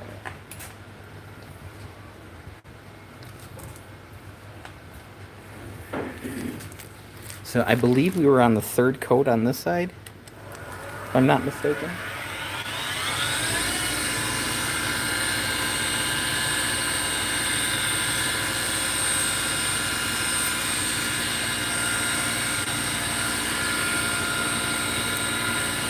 Now I'm almost out of this blue paper. I'm gonna try some. I've got some of this paper toweling, which is stretchy. It's weird. A lot of the cheap paper toweling, the cheap white stuff, will interact with the super glue and start smoking and melting, and I don't know if that's due to the impurities or what. But you definitely don't want to hold on to that when it's smoking.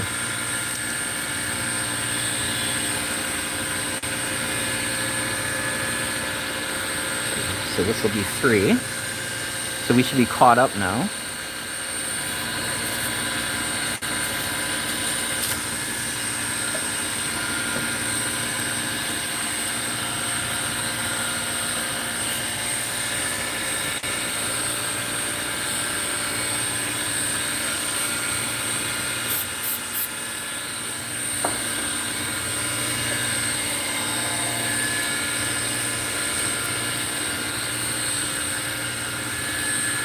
What's self-combust? Yes. It's usually a good time to stop holding on to it.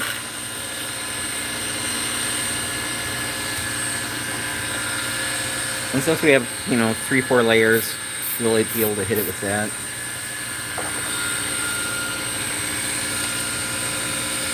Cut that off.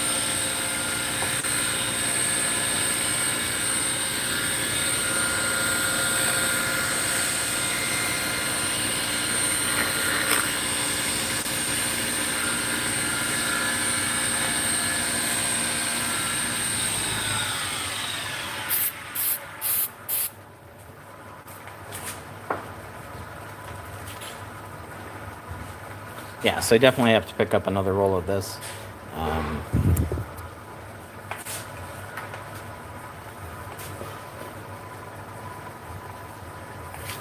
If you look, we got some, it's kind of wrinkly over the top because I hit it with the activator. So we got to cut through that, and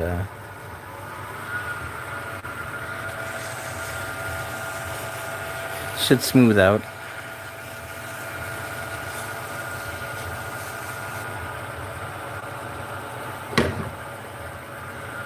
All right, I'm just going to set this over here because those magnets are not my friend today.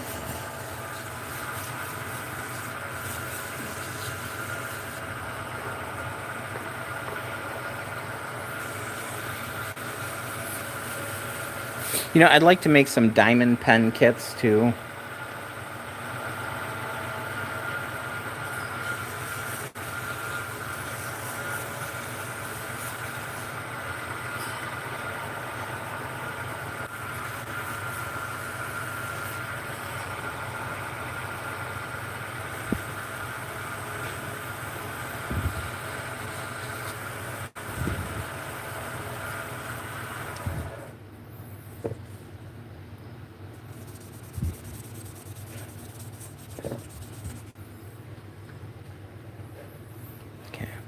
It still feels a little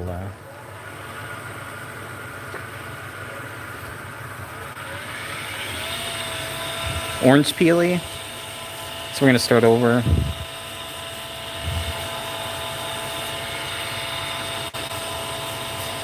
Spend some time with lower grits. All right.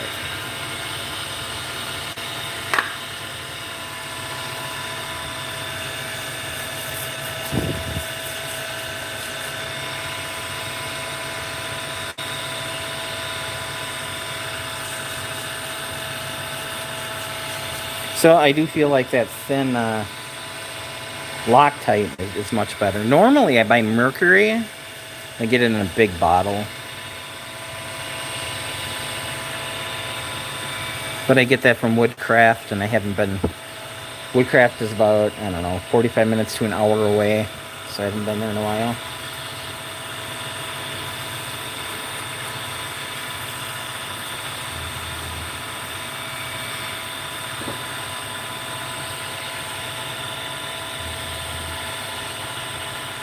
Well, welcome in.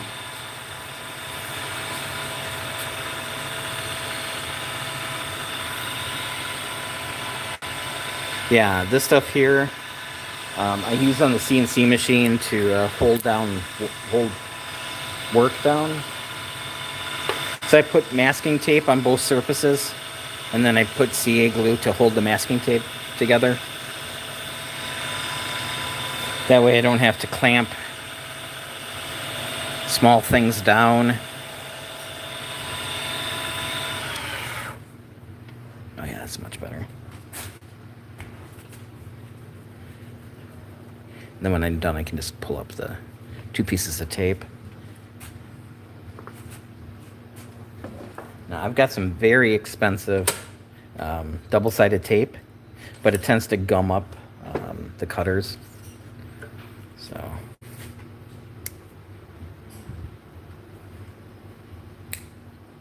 like I said, we're going to come in with a razor blade at the end before we start buffing. Just cut that off.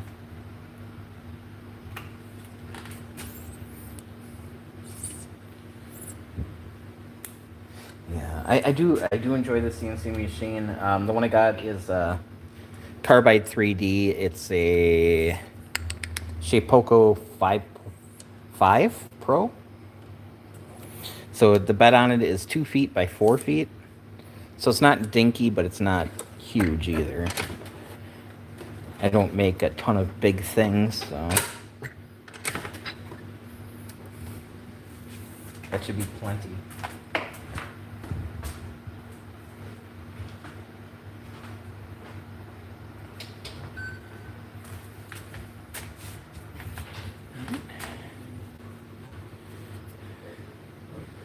Gonna put some isopropyl alcohol on here and clean this up.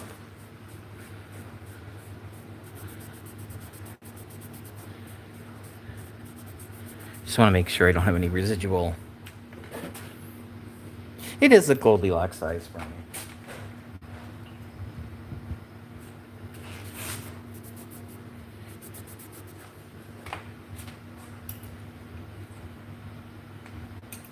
I mean, it's not tiny by any means. You know, I just couldn't get a CNC machine, you know, the size of a sheet of plywood in here.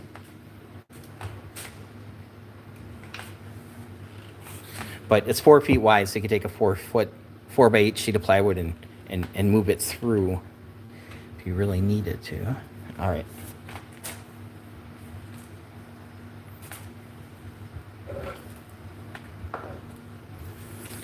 All right, so if you're just joining us, we are making some wooden pens today. They've been turned, they've been sanded.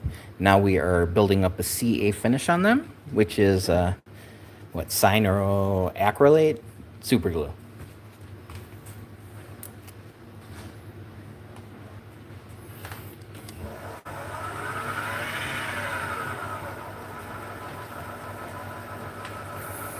So we're back to the thin.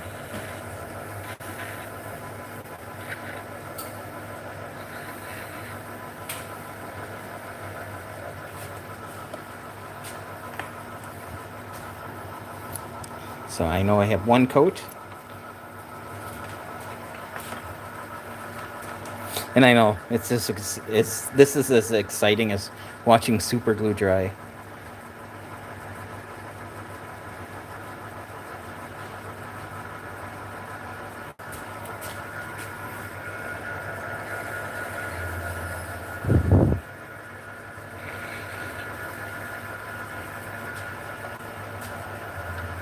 And there's 2.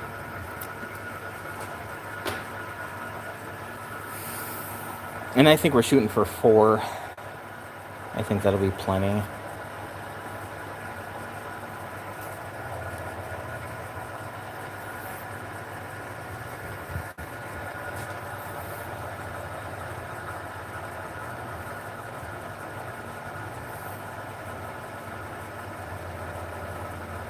You have a 1907 Peter Wright vise. Nice.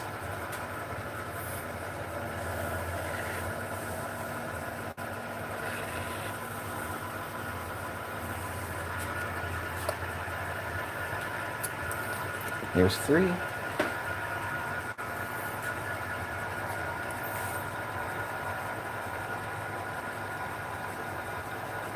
Yeah, if you can keep the equipment going, that's the important thing.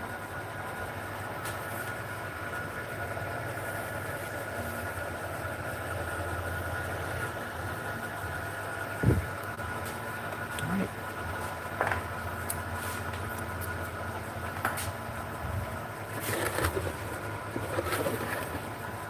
7 layers, but I just got done with 5. All right. You talked me into it. Is that 4 or 5? I don't know. We'll do 2 more.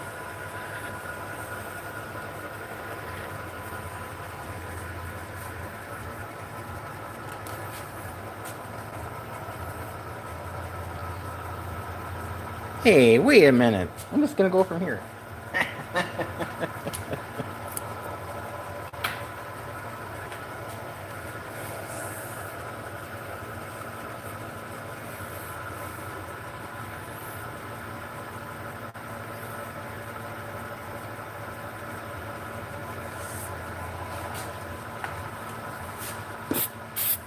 My patience is gone.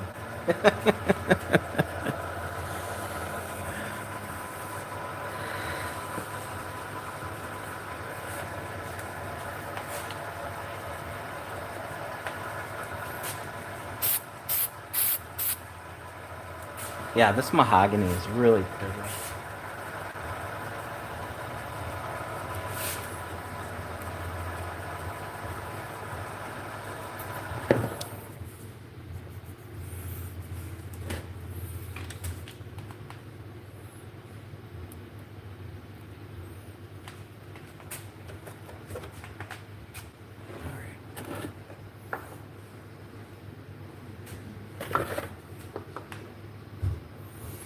We're going to start wet sanding.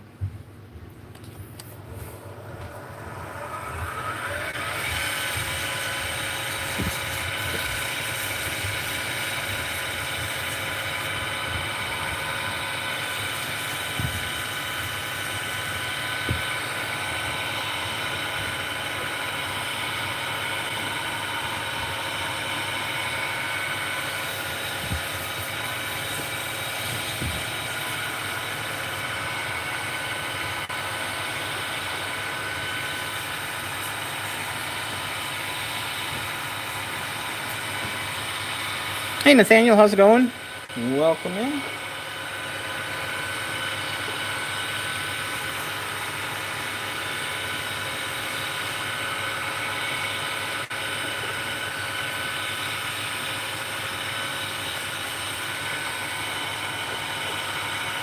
So if you're just tuning in, we are making some wooden pens.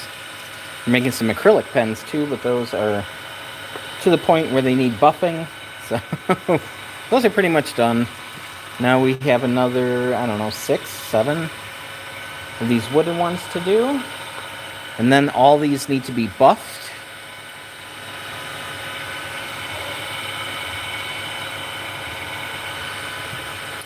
And then we'll assemble them.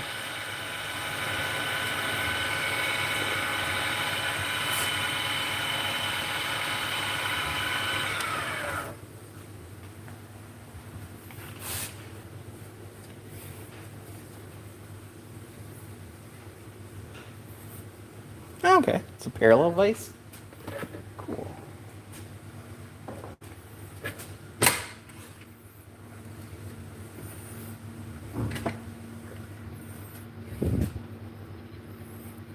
Pop these off.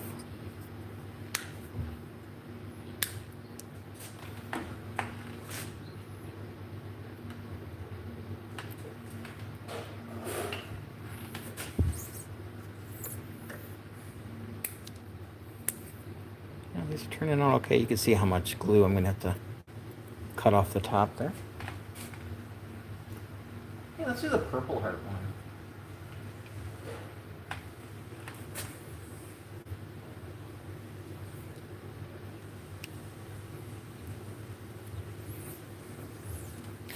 So this is Purple Heart. And it doesn't look very purple because it gets purple with UV exposure or heat. So it's not purple now, but it will be purple later.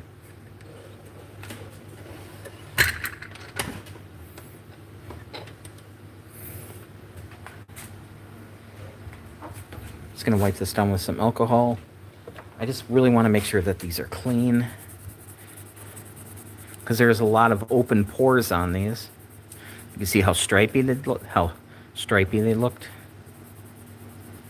There we go.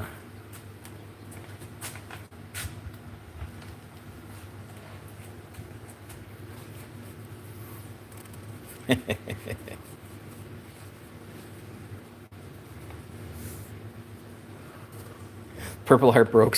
Says you got a pink acrylic one. That'll work too. A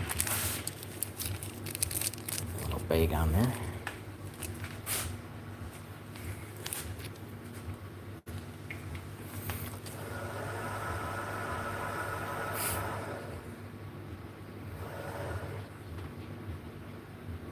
I should really go to a lower speed, but I don't want to move the belts. Yeah, this will be pretty, you know, in a couple weeks, or if I put it under the UV lights in a couple hours.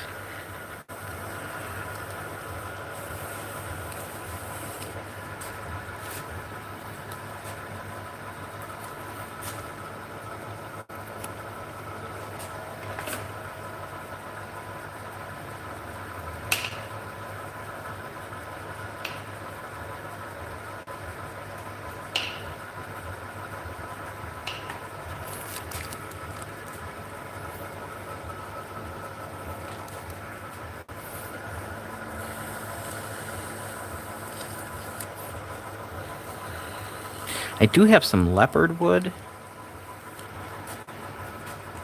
and some Paduke that I could cut down into blanks.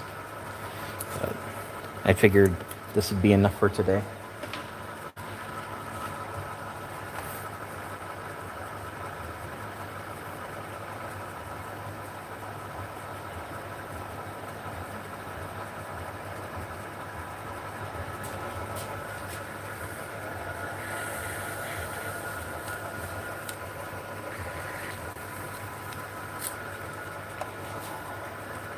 So the hardest thing is to leave it alone and let it dry. But now that we got 3 coats on,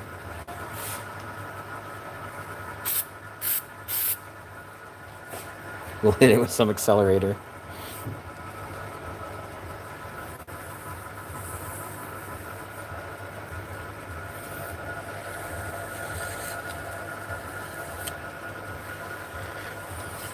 Yeah, the hardest part is to wipe it on and then leaving it alone, because you always want to get in there and start rubbing.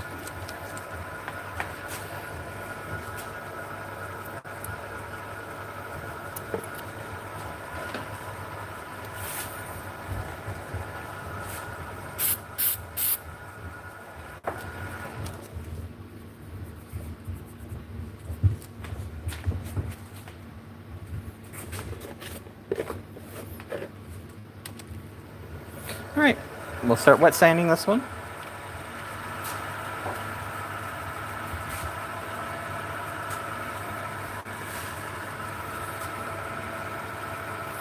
Yeah. So I got this little holder. I got it from Woodcraft. You can get them on Amazon as well. Just keeps everything organized, because you've got 2, 4, 6, 8, like 9 of these pads that you have to keep in order. Well, you should keep in order. So you're going from, you know, the roughest to the thinnest.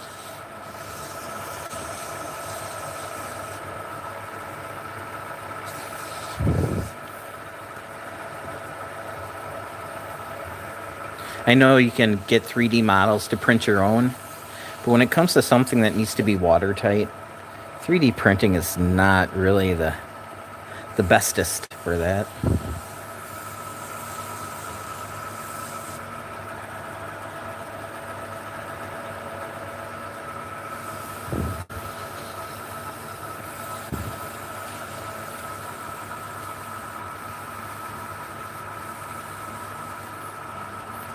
Use a screw box tray thing with a lid to hold different sandpaper grids. Yeah.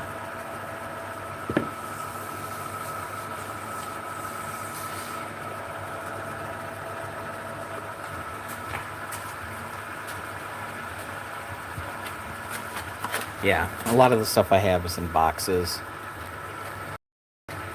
that you can tear it off.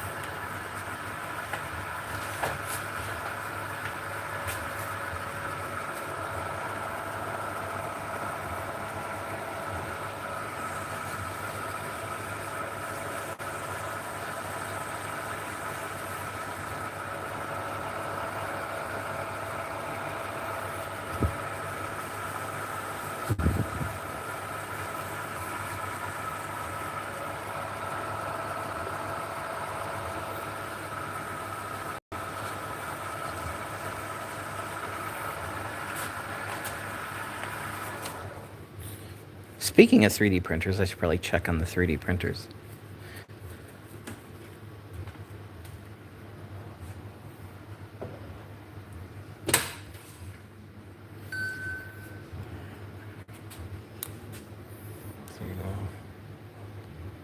Yeah, I can't tell you how much nicer these are going to look like in 2 weeks.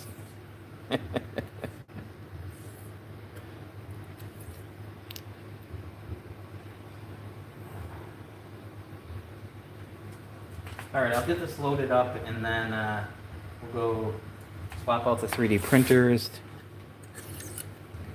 I assume we have jobs done. If not, we can make sure they're working.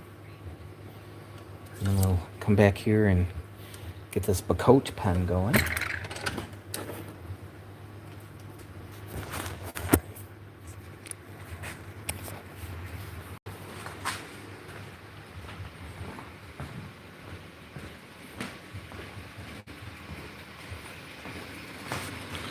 All right, let's see. This one, the Z-axis failed. That's not great. Let's try that again. I've been having issues with this printer. Of course, it's a very old printer, but right. That one's doing well.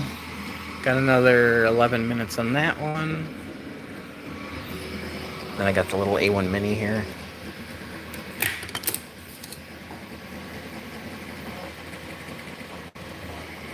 So the A1 Mini prints out 1, and then the bigger printers print out 2.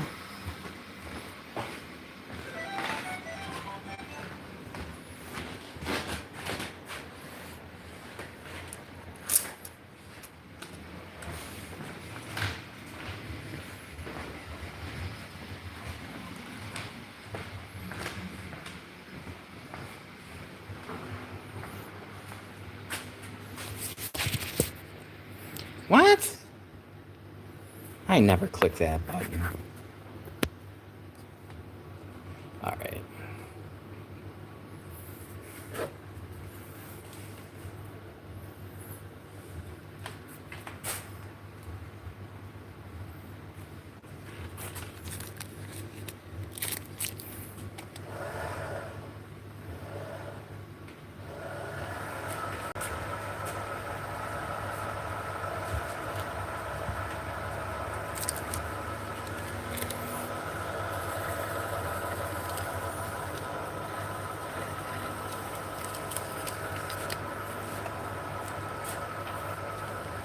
It's so tempting to go back and reapply over on the left one right away.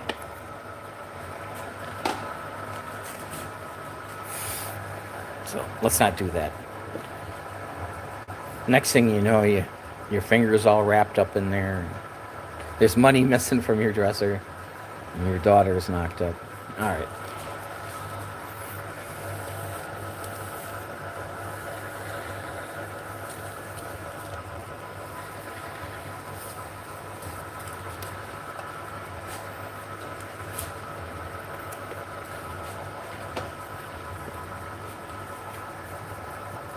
We're printing nitty knotties that you use to make hanks out of yarn. So you take yarn and you wrap around that to make a hank, and then you take the hank and you put it on a Swift, and then you can make it into a ball. So yeah, my day job, I make fiber tools. I'm a spindle maker by trade, but I make a bunch of fiber stuff as well.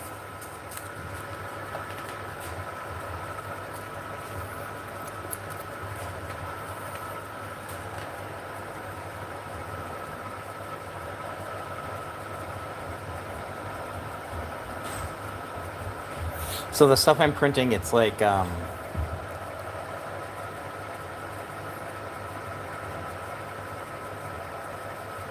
stuff I print has uses. Um, you know, I make a lot of tools. I don't make 3D printed toys anymore. I just did my last batch of dragons.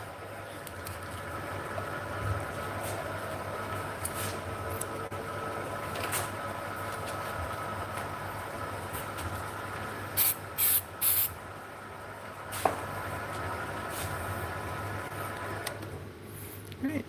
It's got a nice little shine to it.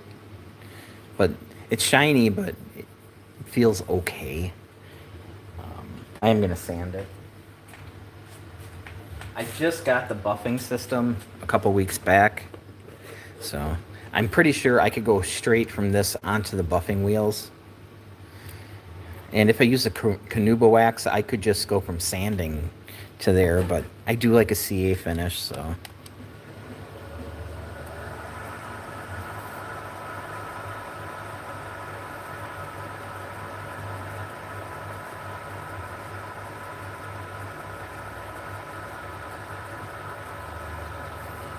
Yeah, toys, you pretty much open yourself up to litigation, even with wooden toys. A lot of the stuff I made was like figurine type stuff.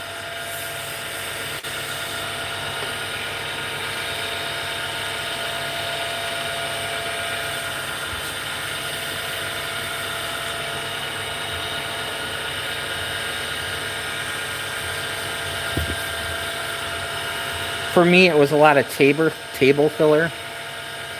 So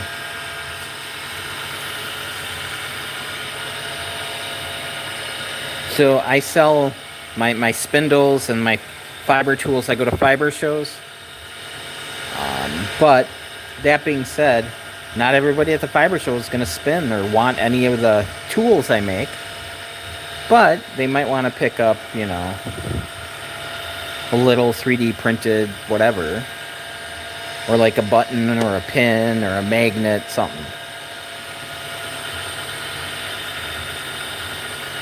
So those little things do add up.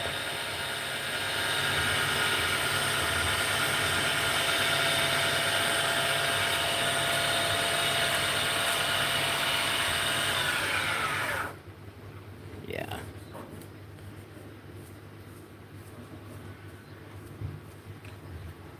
So, yeah, that's freaking nice.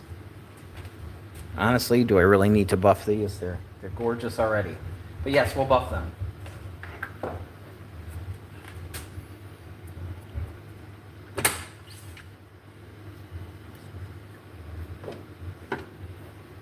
So I'll pop this off.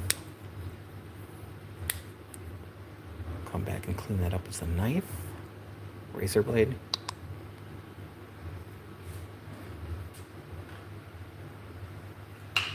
What's the bane of your life right now?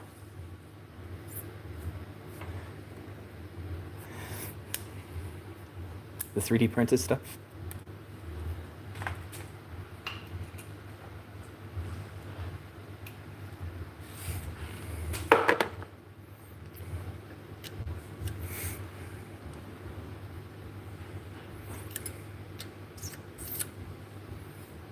Small parts of children, yeah.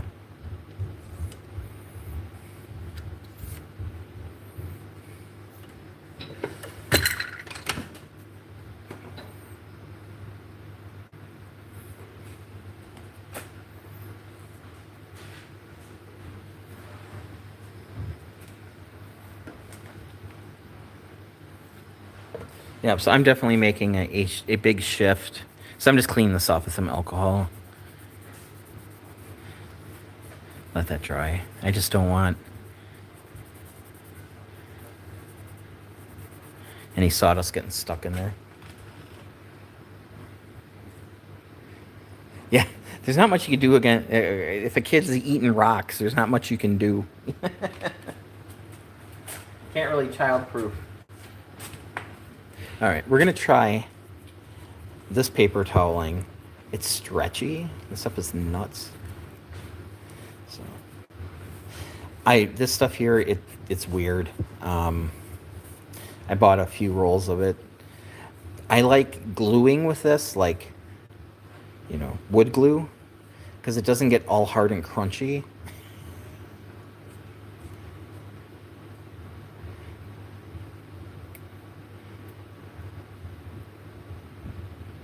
Yes. Anything that's little or breakable, they're attracted to that as well.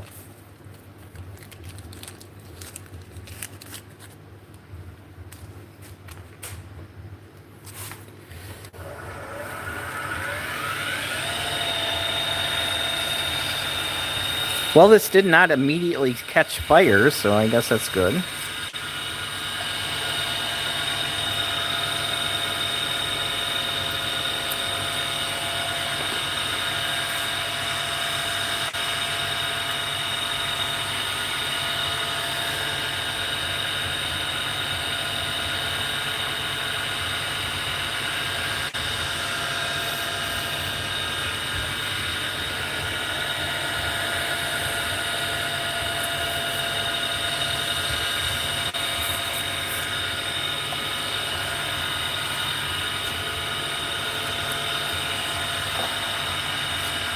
I know. Such a bummer. Yeah. So, with the super glue, it gets hard, right? Actually, that's bonding really good. But like normal paper toweling, it gets real, gross. So, different sandpaper, different paper toweling. I ran out of the blue stuff. I do like the blue stuff.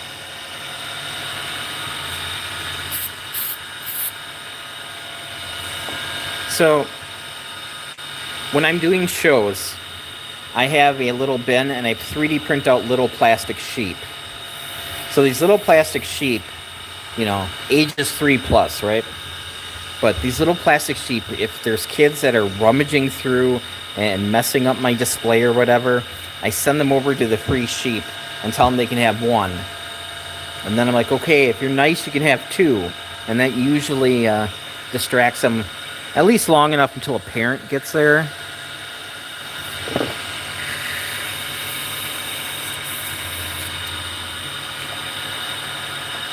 This lathe is a Laguna. It's a MIDI lathe. It's Laguna Revo 1216.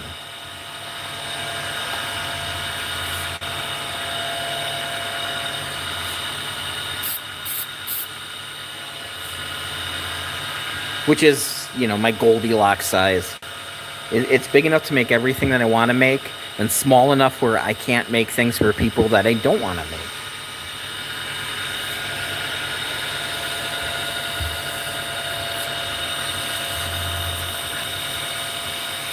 I need spindles for my staircase. I'm sorry, my lathe is too small for that.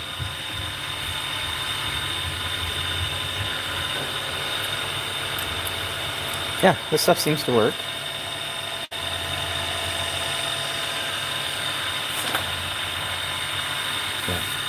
Yeah. It's a MIDI size lathe, so it's not a pen lathe, but it's not a full-size lathe.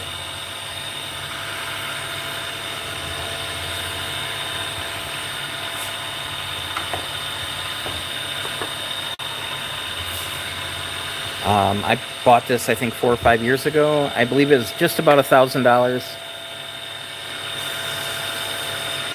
Probably a little more now.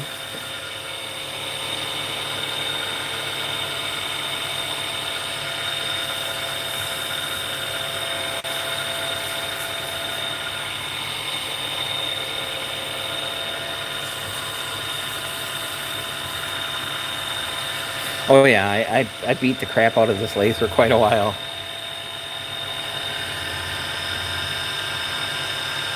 So the bottle is super glue. So we took the wooden pen and we built up a whole bunch of layers of super glue. Now we're wet sanding those layers down to make them really smooth. So this will give you like a glass-like finish.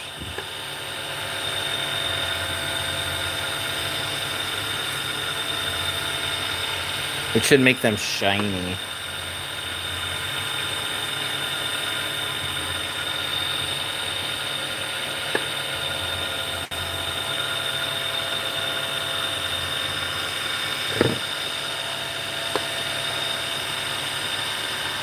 Hello. Yeah, it's just super glue.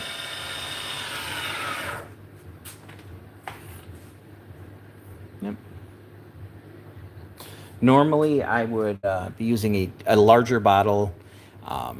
This is thin. I would probably have a bottle of thin and this is more of a medium. But yeah, I would have a larger bottle. I haven't made pens in a while, so I'm kind of using things that I have already. All right, let's dry that off, see how it looks.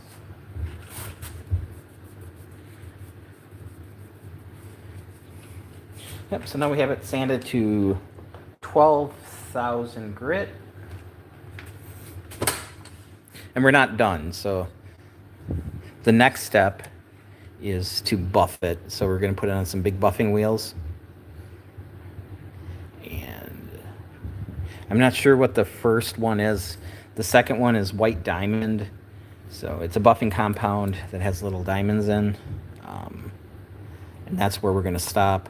The next one after that is a carnauba wax, which I think would be perfect if I didn't put the super glue on here. If I just had sanded wood and then buffed it out, I think I can get away without putting this finish on. But there's something about having a nice shiny finish. Oh yeah, if your fingers aren't glued together, you're doing something wrong.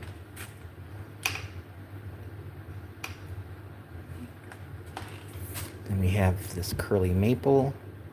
It does have curls. I'm not making that up.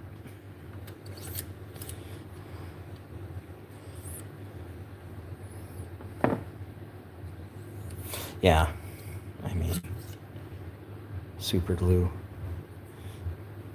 super glue, super glue. And that was just from gluing in the barrels. Normally I use 5-minute epoxy, but like I said, I'm just getting back into this. I ordered a bunch of pen kits, and then I'm using all the stuff I had laying around. So that way I can kind of justify not sticking a lot of money into it.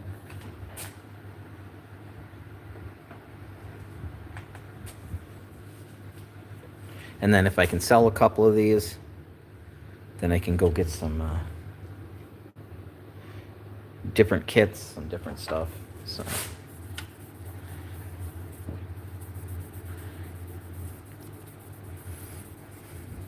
I don't know if this is necessary or not, cleaning them with alcohol.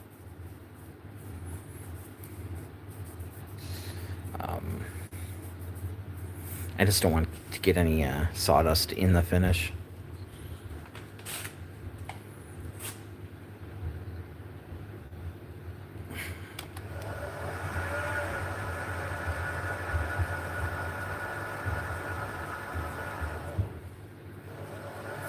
So I had the lathe turned way down, but I'm on my fastest speed. So the belt's over on the fastest. So this is basically 650 RPMs. Normally I'd like to be like half of that, but I really don't want to switch the belts over. And, this is working.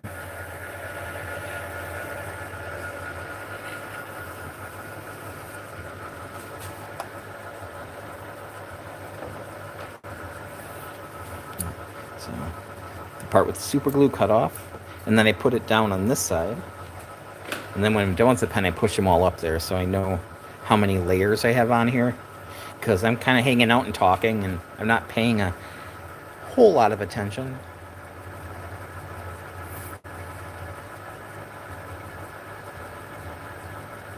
Well, the glue isn't on yet, so I do the alcohol first and then let the alcohol flash off. So I'm just trying to get it clean.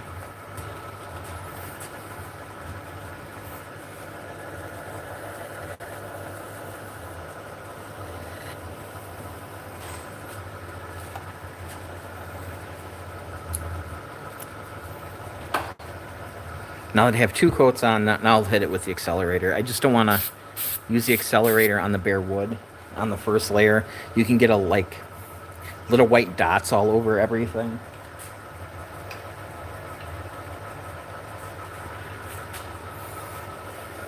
But after a couple layers, it should be fine. We're just going off the seat of our pants here.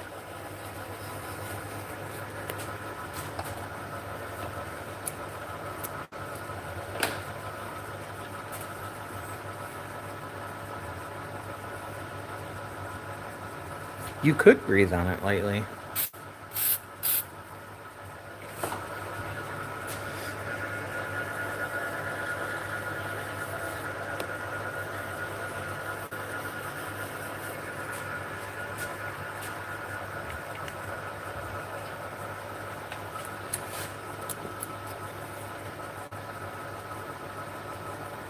Oh, okay. Not a big deal. All right. So we got 4 coats on there. It's nice and shiny. Now, if you rub your finger against it, it's not glass smooth. We're getting a nice reflection, but it's not smooth. So that's why we're going to wet sand. And then we'll buff. We're getting close. We got 2 more after this, and then we'll go over and see if I can get the camera over there, and we'll buff these out.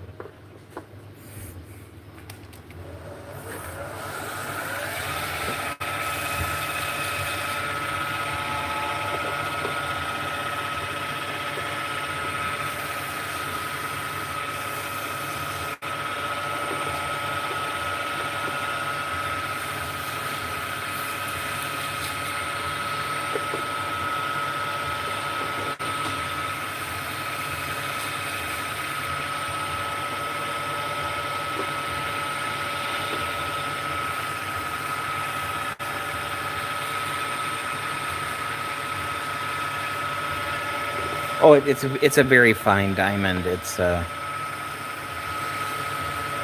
just like a grit.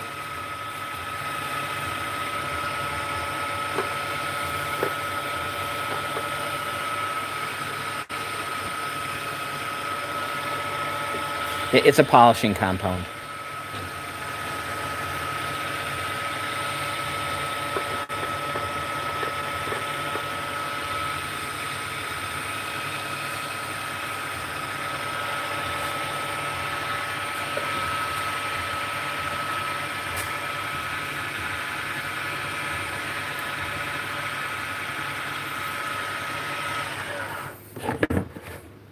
Now after sanding, it's nice and smooth.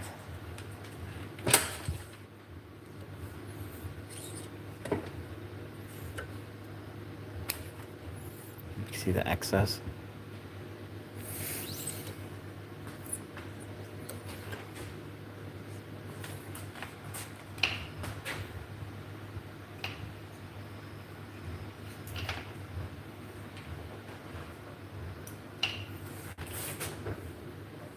Alright, so does staining the wood mess it up at all?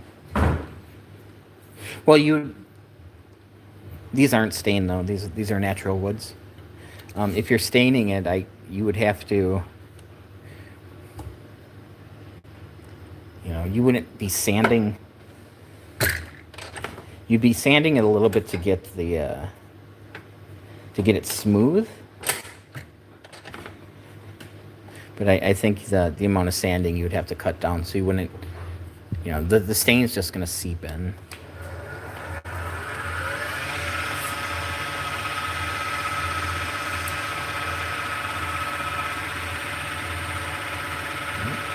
Oh yeah, we're making pens today, because we're crazy. We're crazy for pens. I finally got a little bit of time where I don't need to be working on the spindles 24/7.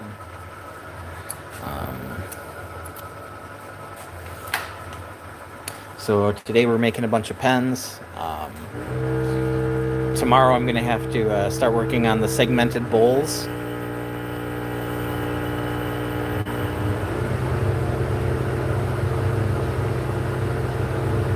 Oh, that's cool.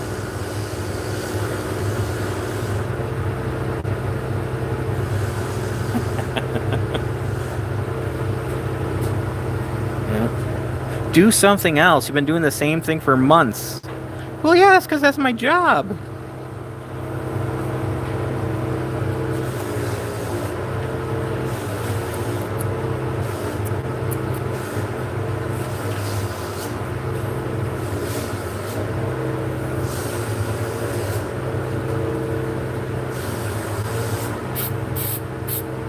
Yeah, when I'm working with like ebony or African blackwood, yeah, it gets a little scary because like, okay, you can't mess this up. This is an expensive piece of wood. You can't mess this up.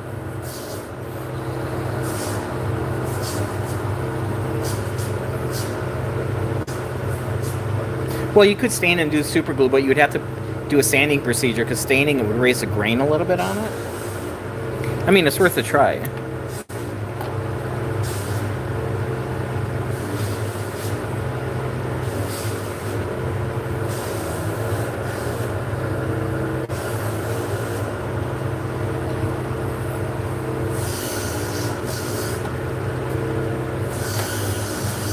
I mean, you don't have a job, so you don't mind relaxing for me, although it's 7 p.m. and you only got out of bed an hour ago.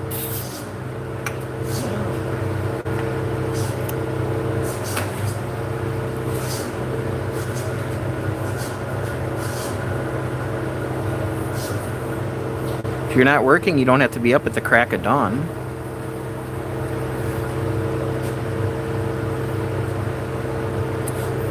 So, yeah, this weird paper actually works really nice for this. It has not smoked at all. Cheap paper toweling, you can get a chemical reaction. Your wife has a pen made from a bullet. Beautiful shiny brass. Nice. It's like a loaded god complex. Cock it and pull it.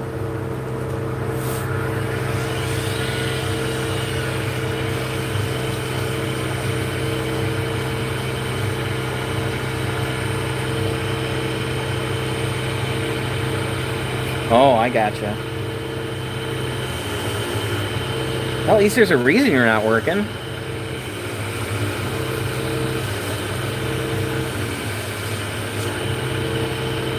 You know, one day at a time.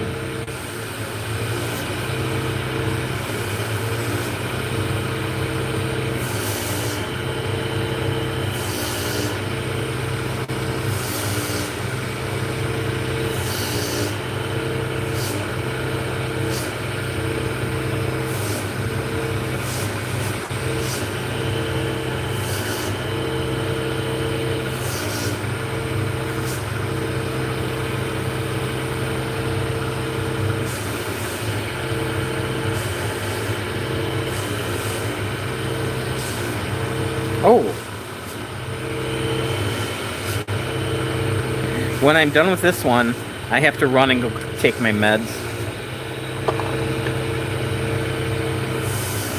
It did not... Apparently I ignored the notification on my phone. You have a 50 cal bullet. Covered in Tupperware.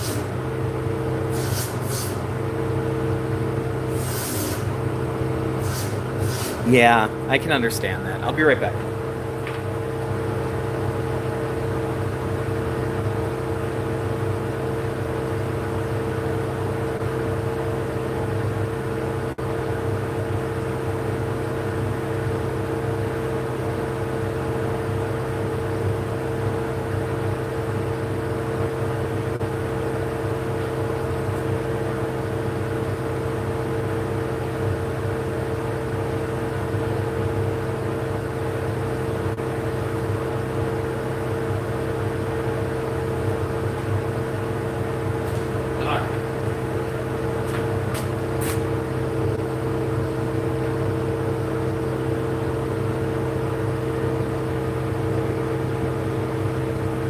Yeah, I forget all the time too. I've got lots of alarms. I have alarms on top of alarms. Notifications on the top of notifications. It's pretty. It's very smooth. It's just Still a little wet from the sanding.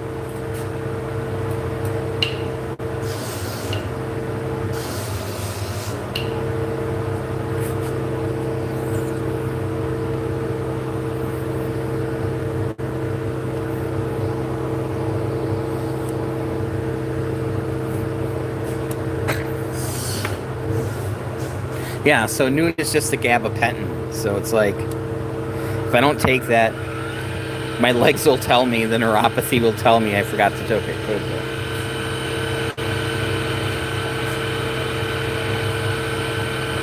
All right, kids, this is the last one.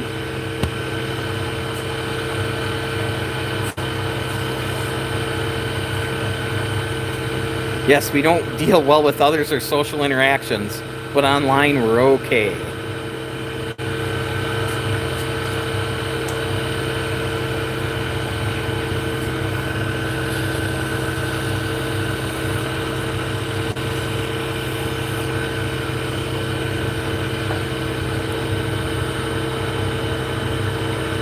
Is this the glove pen? No, that was an earlier one.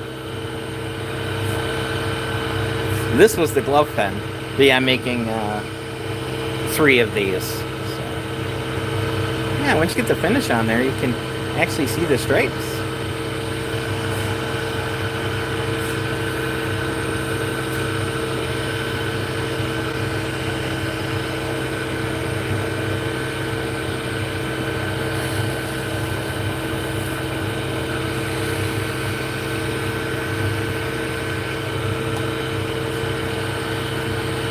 This is curly maple.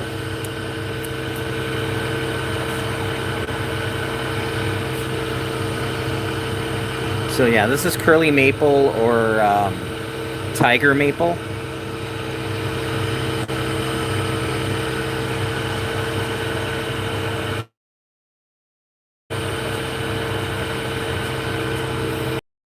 This is cherry.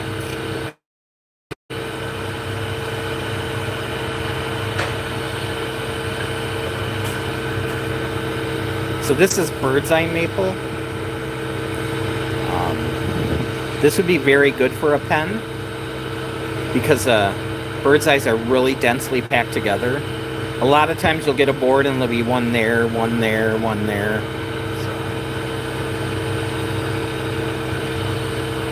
Hey George, how's it going? I'm sorry, Gregory. Wow.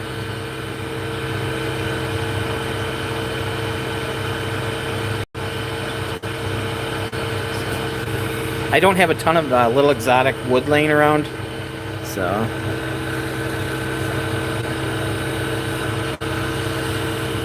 Right now our wood supply, we're trying to use up what we have. We'll go to the mill, we'll get the domestic woods, we'll get the cherry, the maple, the walnut, but we're not getting a lot of exotic woods right now. But after our supplies get, you know, a little bit lower, then we'll go and we'll get a bunch of exotics. Hey Key, how's it going?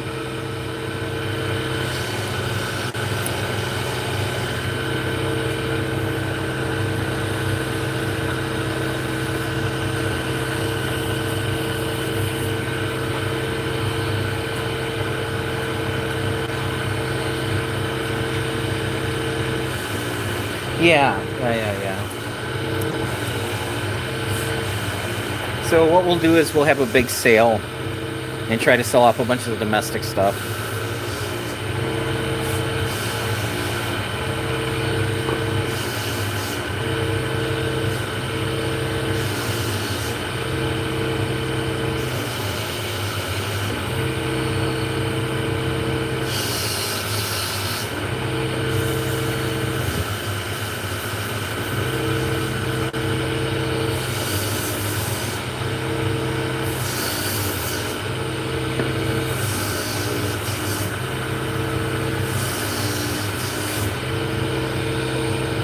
And now we know. Apparently it's many people.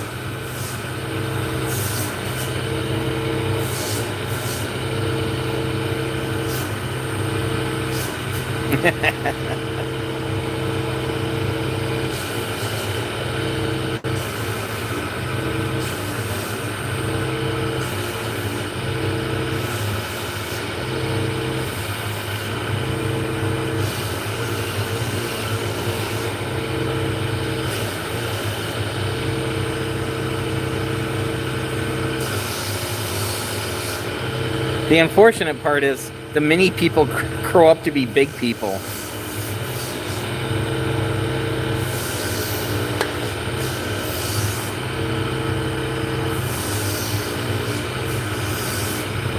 So I have 5 grown children.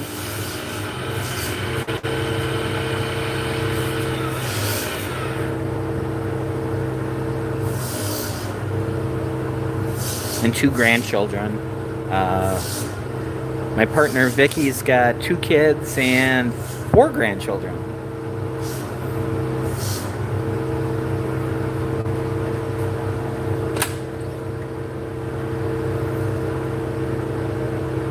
Yeah, they are certainly fun to make. But I get to be a grandpa now. This is awesome. All right, let me grab a razor blade. We'll get these cut down.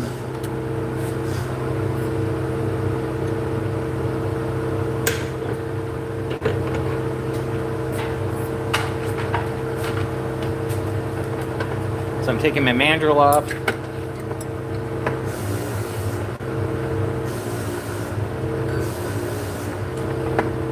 And this mandrel has a live center that slides over it. So that's how it does the clamping. Oh yeah, I'm 51.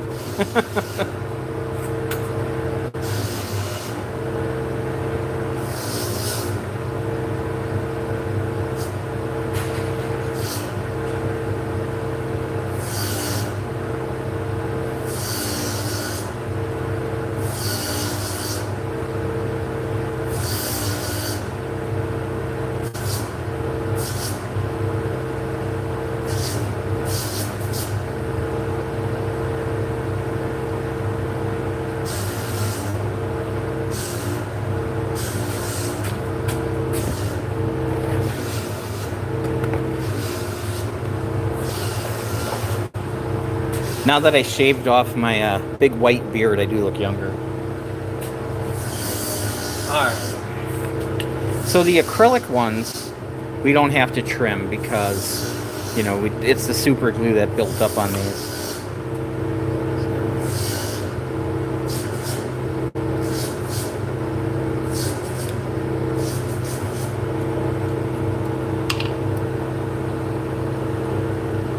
Yes.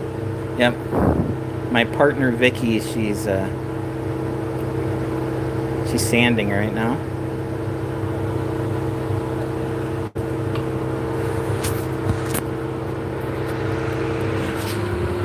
So she's sanding spindles. This is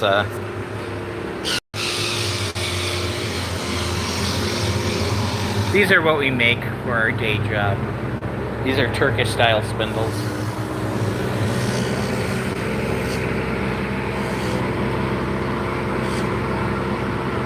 Yep, so she's got her little extractor, then her little sanding, little flap sander.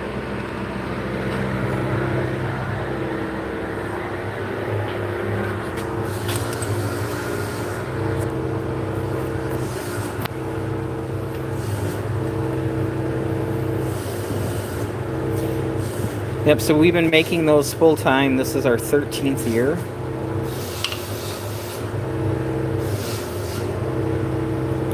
So I spent almost 20 years in factories. I put magazines together for almost 13. So I worked in a bindery.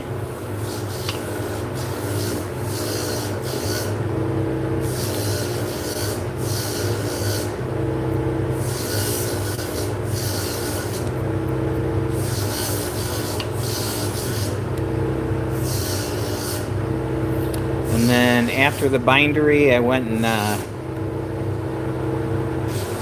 I worked in a vehicle manufacturer. I worked on an assembly line. That was Oshkosh Truck. A lot of military vehicles, dump trucks, fire trucks, that kind of stuff. So I worked there for almost 6, and then they finished up a contract, and then they started laying people off. I made it through like the first 2 layoffs, and I got hit by the 3rd layoff. It was a permanent layoff, so I decided I started making spindles about 6 months before I got laid off, and I just really enjoyed doing that. So I decided just to try doing that for a job. The first couple of years were very lean, but things have gotten easier as time goes on. It takes a while to build up a reputation.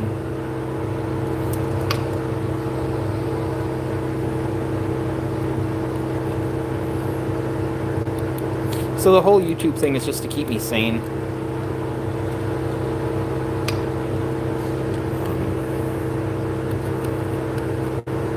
If not this year, maybe next year.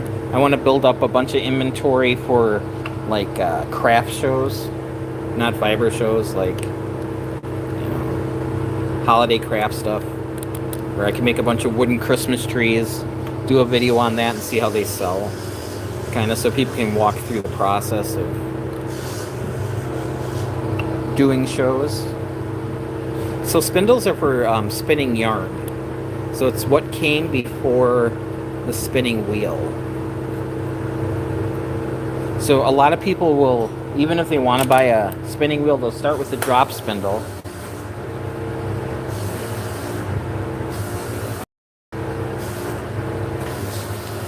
To learn how to spin.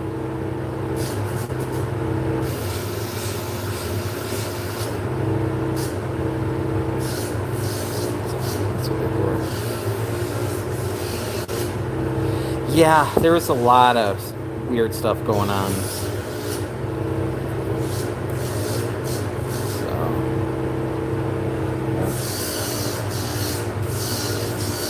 So you take wool and then you spin it into yarn. And this is the Turkish.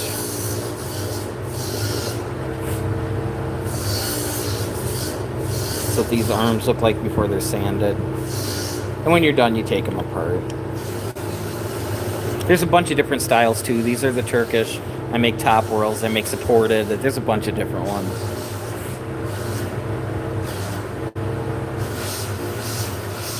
But I think those are what I'm best known for. Alright, we got these trimmed. We're going to try moving the camera.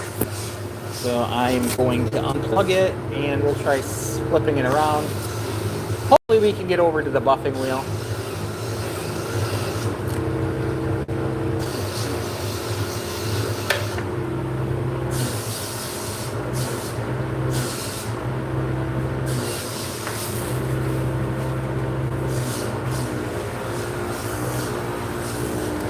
Maybe. We should be okay.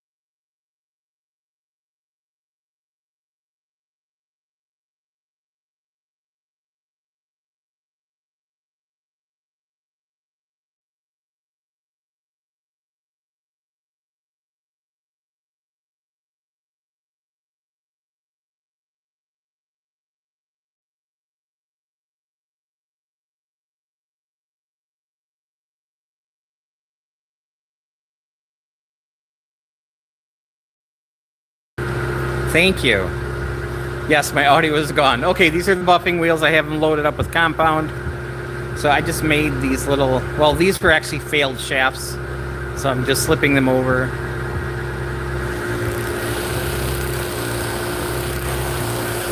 Then we'll buff them. Like I said, I'm only going to the white diamond. I'm only doing 2.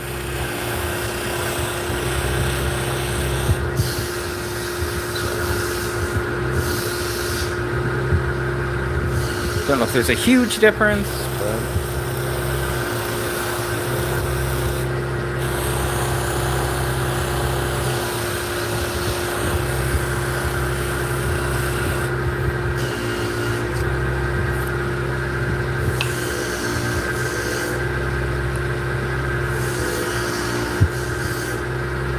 Alright.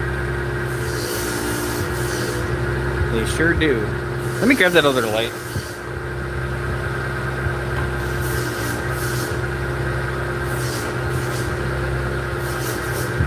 Look at that fancy guy, huh? Alright, so this is the mahogany.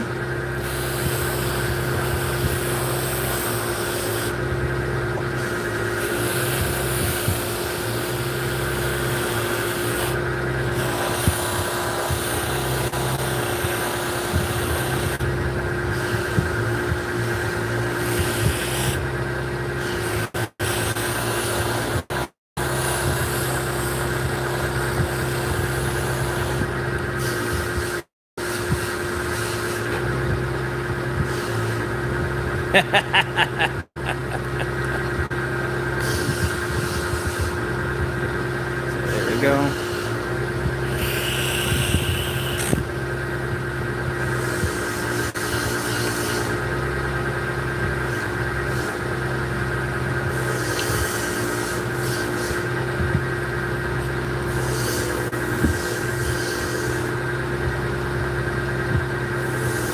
Oh, cool.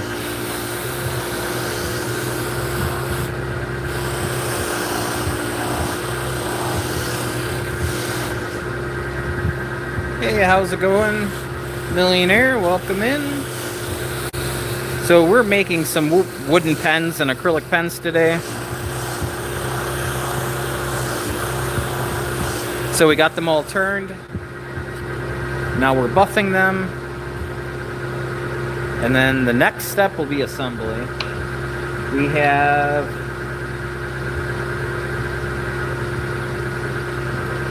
14. And we're on 4 right now.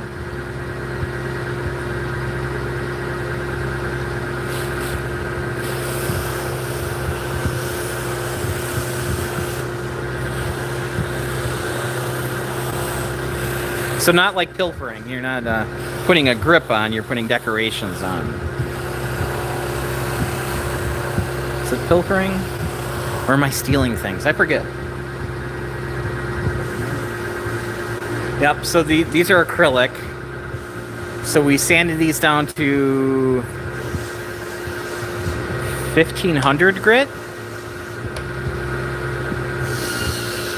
And then this is a wooden one. This is curly maple. So we did a CA finish. We built up super glue on these.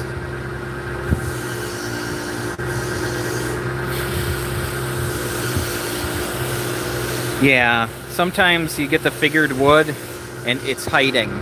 It's hiding underneath.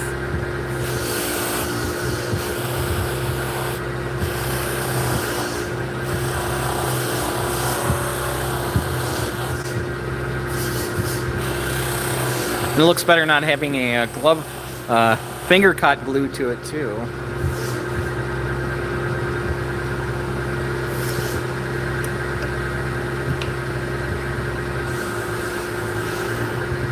Oh, the red one? The one I wasn't sure about? Yeah. That really... I thought this was just horrible. But now that it's done, yeah, it looks good.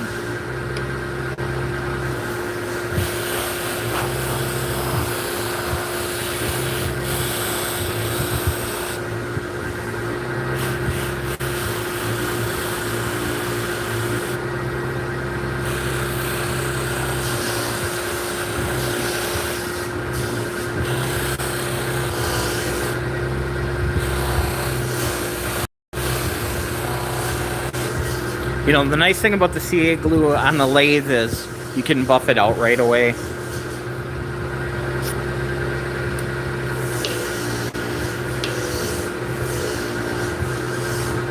If you were doing it on a flat surface, I don't know how long it would take to buff out. Yeah, it certainly does help without the glove.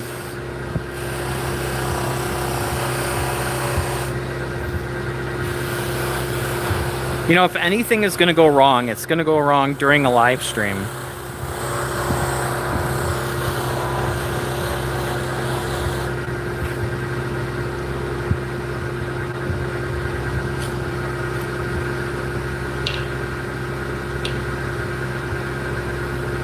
It's Murphy's Law.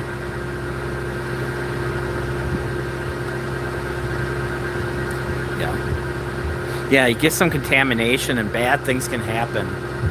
So these are mahogany. So I have a chip there. I know I have a chip there.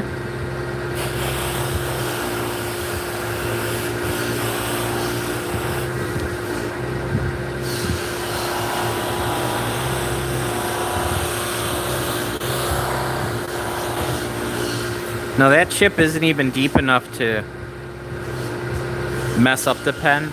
So I'll probably set this one aside, and the next time I make pens, I will fill that with super glue. I'll build up a layer of super glue on it and then bring it down.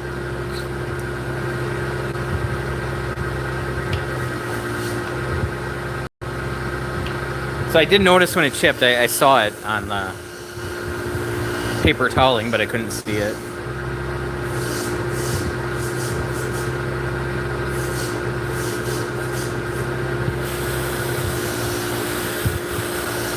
Some dust would work.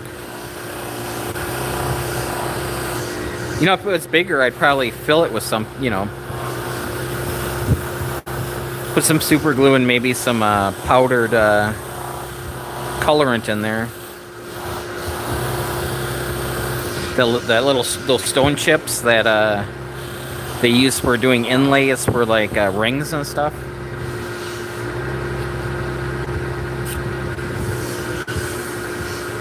And at the worst possible moment. Yep, Murphy's Law. Not to be confused with the TV show, Murphy's Law. And this is Purple Heart. Even though it's not very purple quite yet.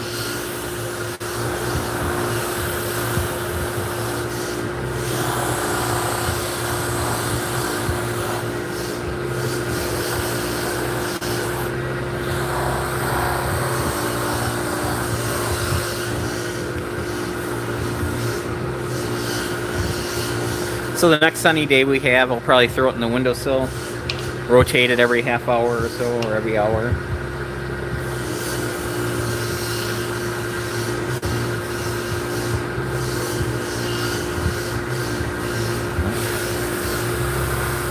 Yeah, I can't think of the name either, but yeah, I know what you're talking about.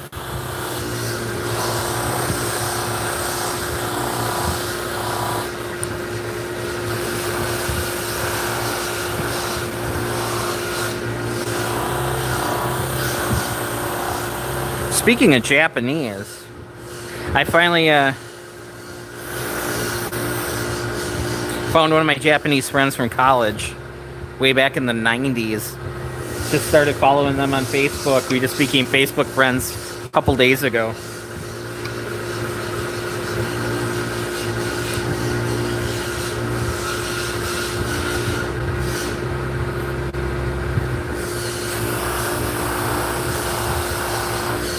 And it's funny because I was just talking to Vicky about him like a week ago.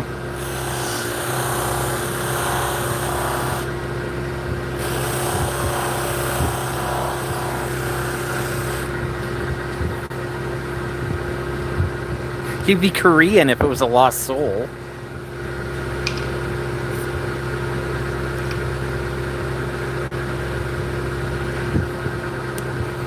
So when we first met him, he's like, my name is very hard to pronounce, but it means like a drawer pull.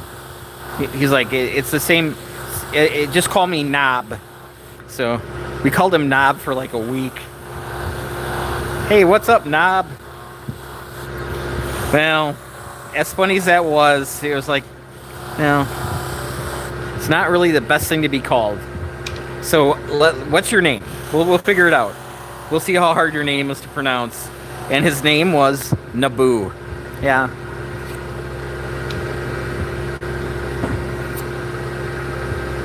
So after that, he was Naboo.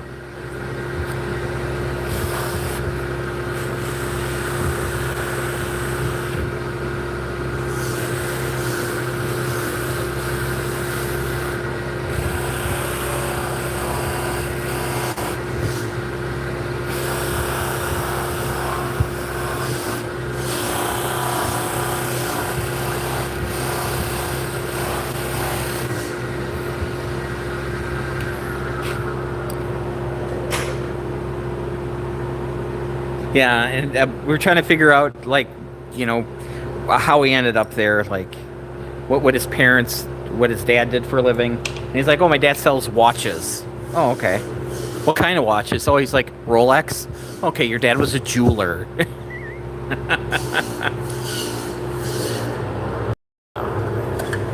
All right. So besides that one, which we will fix later, I think these are ready to assemble.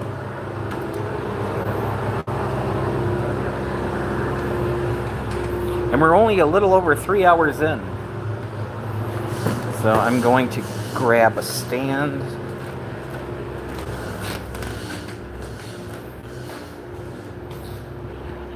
Check the mail. I don't think we got anything. Nope. But you can see how busy it is here, this metropolis. Wow.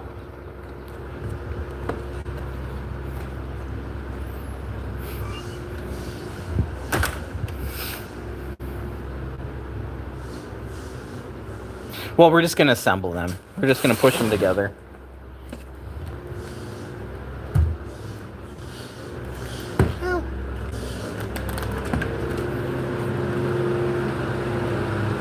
Well, have a great day.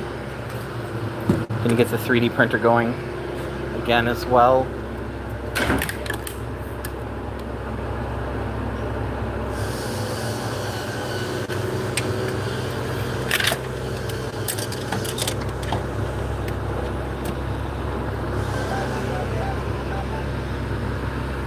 Print again.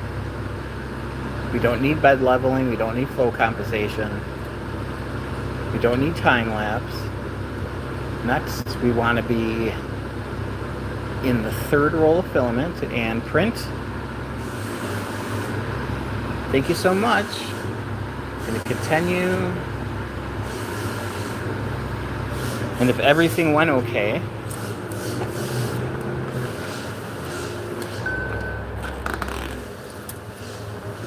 it should start up. All right, I need to set up this tripod.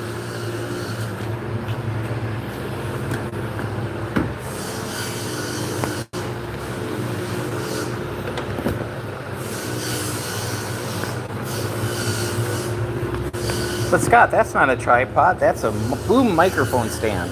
Yes? Yes, it is.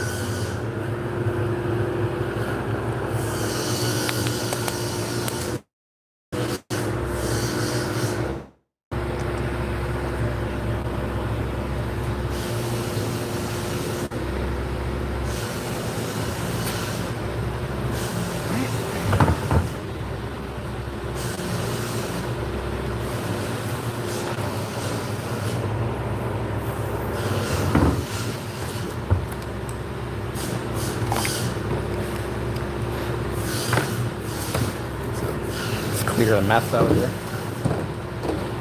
This is all stuff I used to make the pens before I got to this step.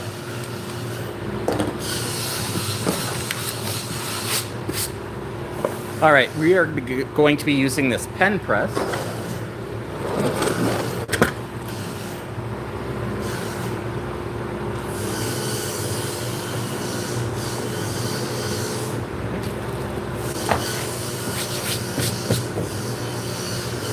So this is what the kit looks like. I took the brass pieces out already. That's what got glued in. And now we have bags. Bags and bags.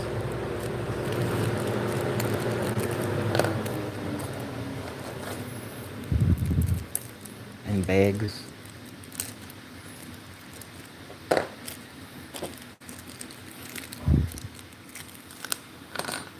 Hey Anthony, how's it going? Welcome in.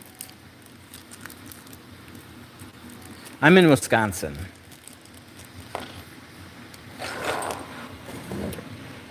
We'll start out with this blue one.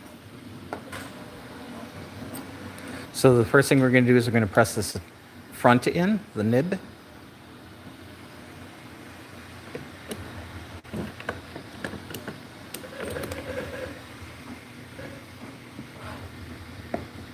There we go.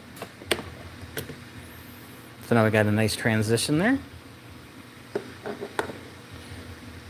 Gonna look at this one. All right. Now we're gonna push the back together, so this is our clip.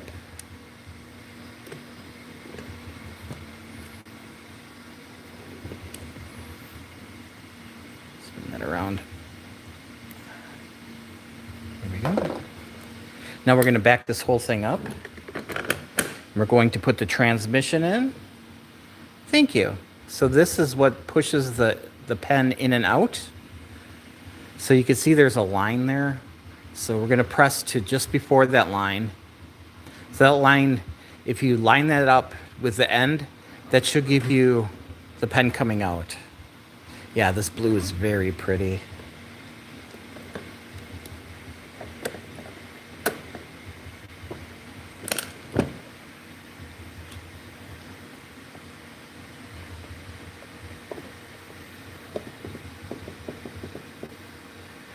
So I'm about 1 millimeter proud.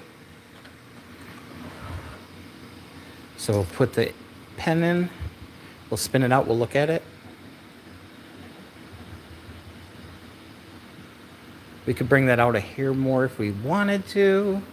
So these pens have a little bit of like wax on the end to keep them from leaking. So I'm actually okay with that, but let's push it in just a hair more. Just for good measure. There we go. So when assembling, there's this little ring that sits over the transmission.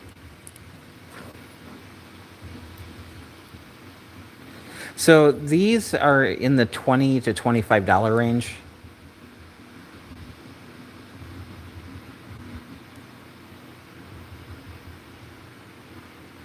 The acrylic is usually a little bit more. These are more in the 25, where the wooden ones here would be in the $20 range. So yeah, these are slimline pens, so it doesn't look too shabby. Hello, welcome in.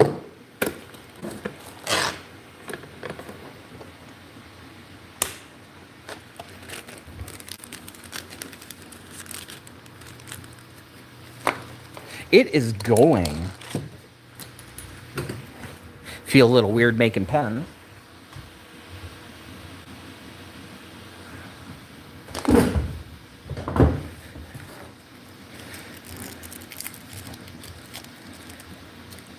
But it's a good thing.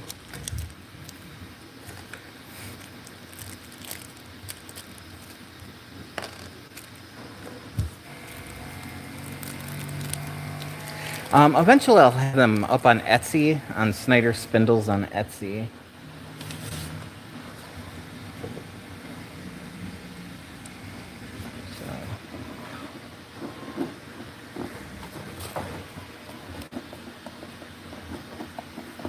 So on Etsy, it's not sure what the URL is off the top of my head. But yeah, they're going to be probably going up in the next day or two. I'm not a very good salesperson. I'm just putting them together. All right, so we got that one. Let's do a wooden one. So when you look at them, so the bigger, fatter one is going to be on the back. And this more taper is going to go to the nib on the front.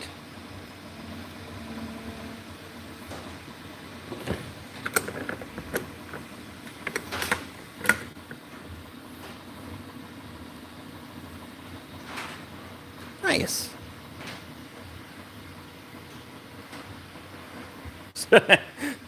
So now, probably the last thing you want to see.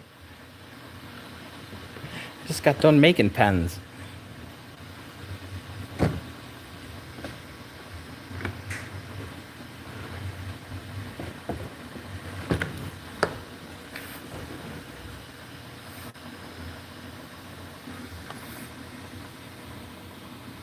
Do I have a marble orange? I don't. This is the closest. It's kind of tangerine color is the closest I have.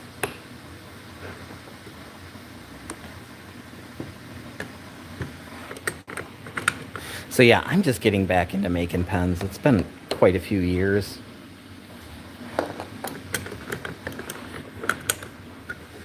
But I figured I bought this pen press. I better use it.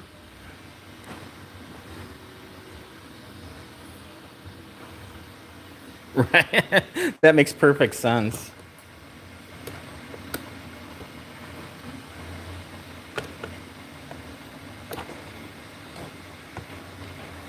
Yeah, so this batch of slim lines.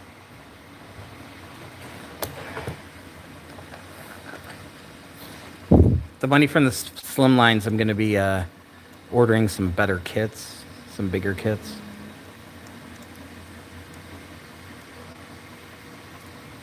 There you go.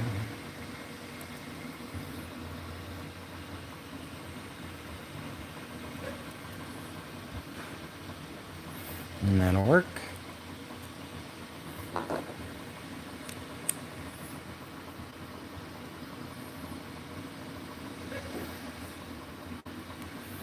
Right, 2 done for today.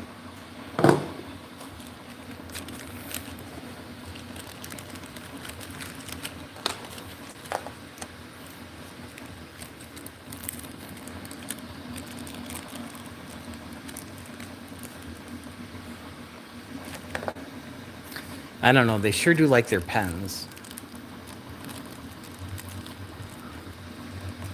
Right.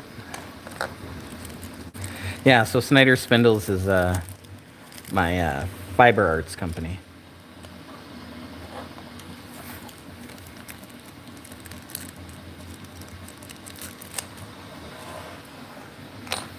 All right, let's put this yellow one together. So this one we had to shorten because we had some chipping. I don't really see it as an issue.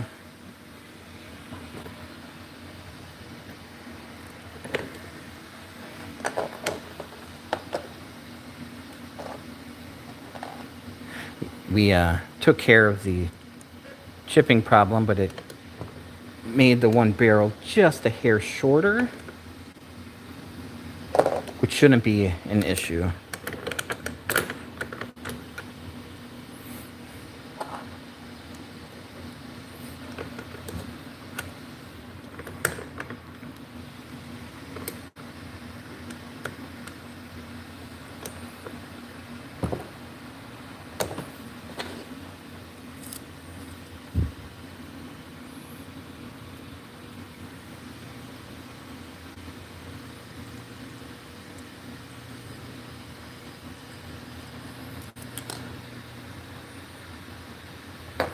All right.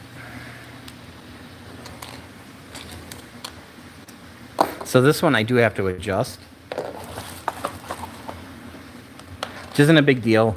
This can disassemble pens, but we're going to just set this one aside. I can fix that when I'm done, because it involves taking this whole thing apart and putting it in and putting a rod through.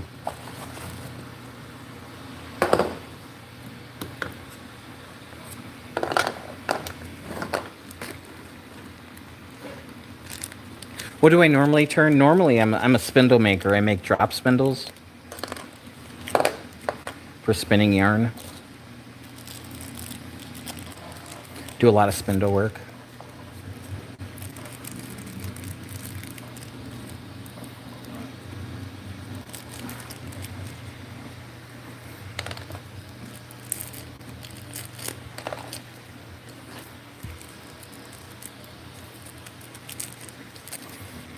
So yeah, most of the stuff I make is for spinning yarn or for knitters, crocheters, that kind of stuff.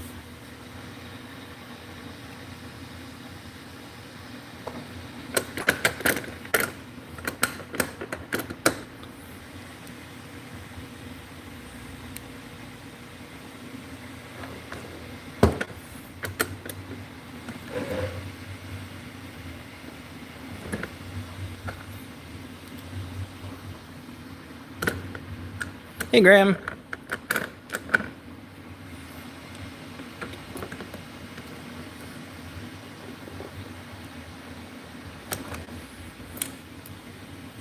So for a lot of years, I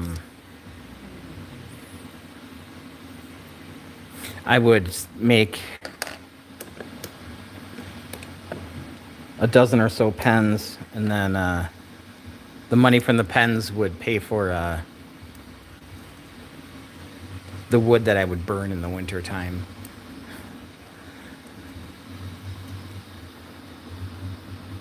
Hey, Jose, how's it going? Welcome in.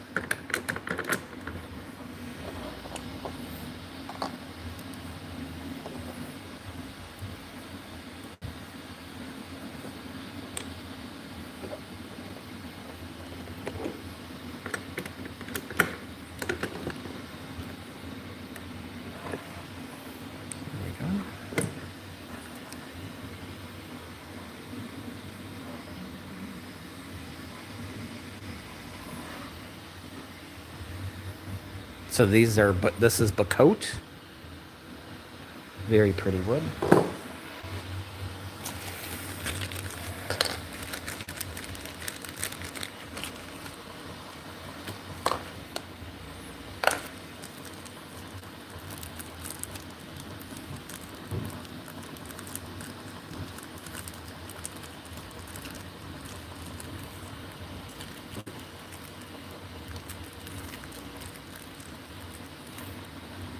Oh no, no, they don't. Well, it gets confusing because I'm spindle turning spindles on the lathe. You know, anything with the grain running in that direction is spindle turning, whether it's, you know, a baseball bat or a magic wand or the back of a spindle for a back of a chair.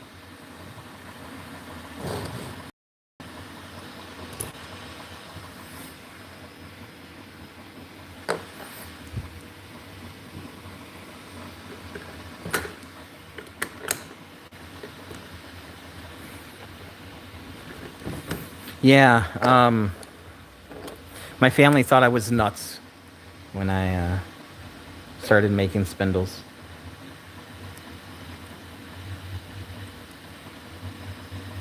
I got laid off and like, oh, I'm gonna make these.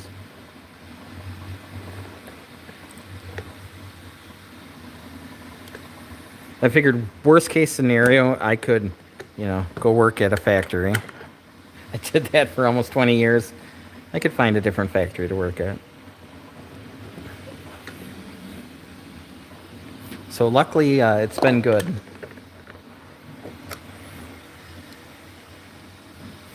Got a little commercial workspace.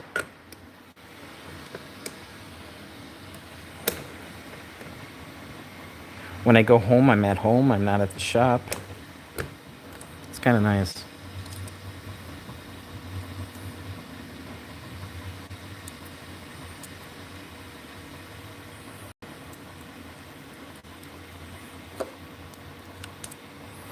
So that was kind of cool.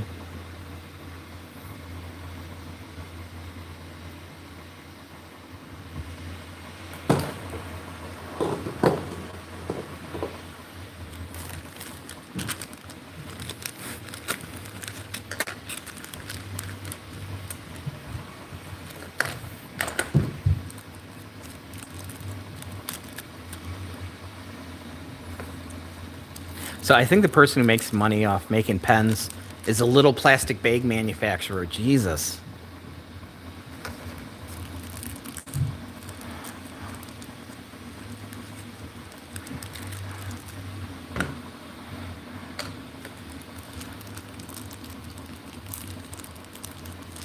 Fancy spindles for staircases would bring in good money. That's true.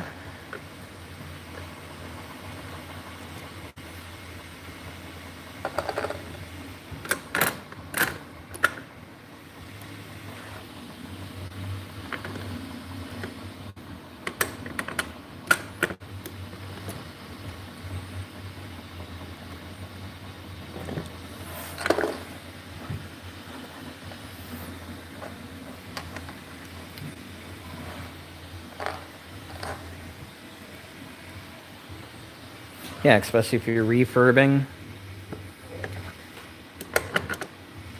replacing broken things from 100 years ago. Yeah, there's a premium for that.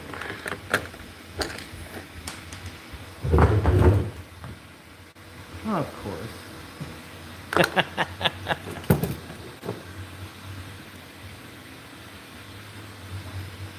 I dropped the little collar.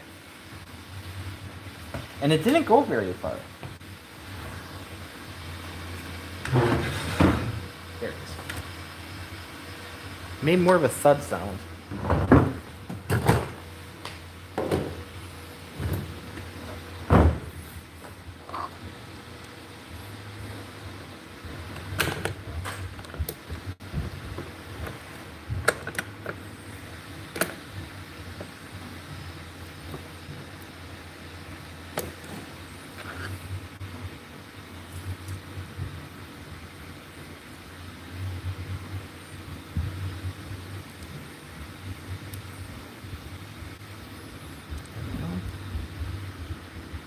So that's a genuine mahogany.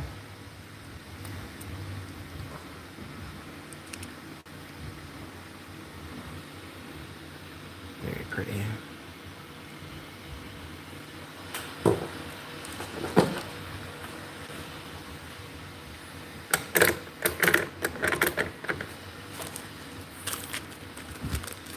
So we got another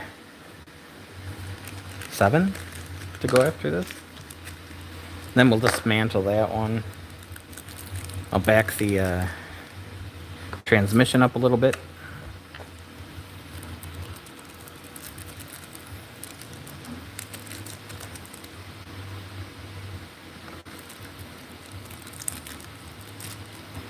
Yeah, all these are like a gunmetal color. Sometimes they do assorted colors. But...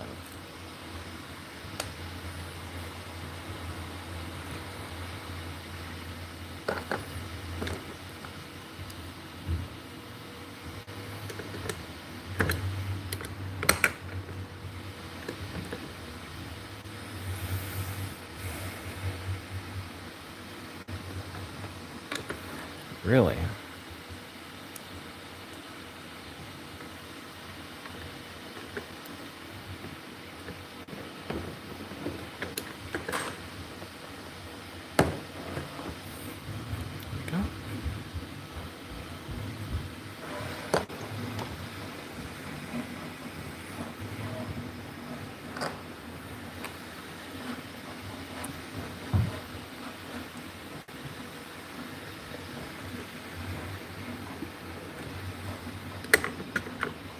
I really should mark where these have to go, so I'm not just randomly sliding back and forth. That sounds like a job for future Scott. This one's just having so much fun putting these together.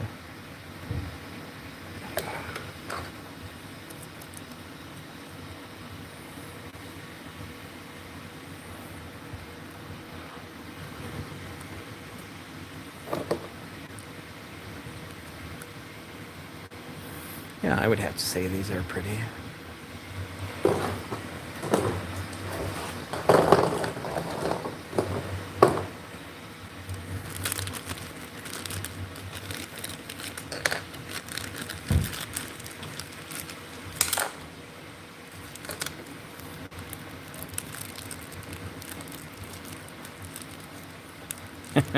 Hey, there's nothing wrong with that. We all have our own strengths.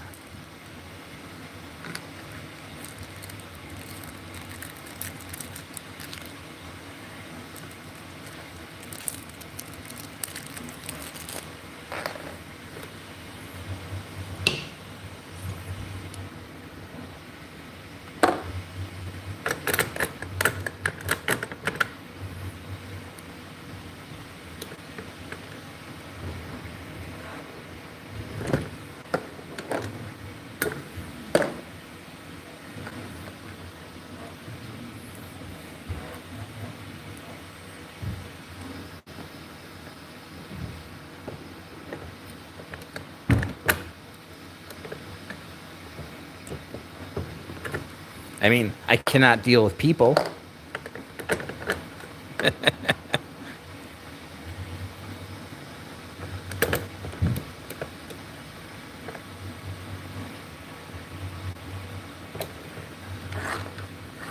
I am not a people person.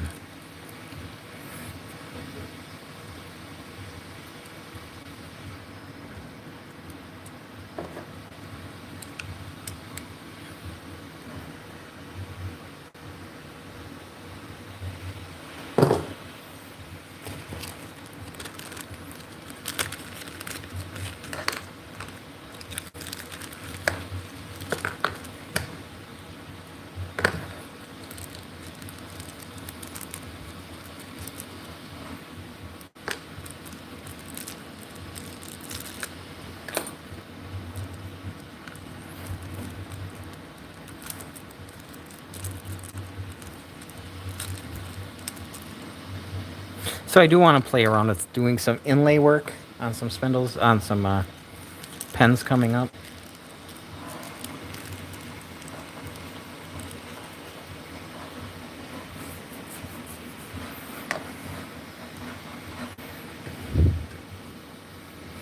Do some funky blanks on the scroll saw. Alright, so this is a purple art one. It's not purple.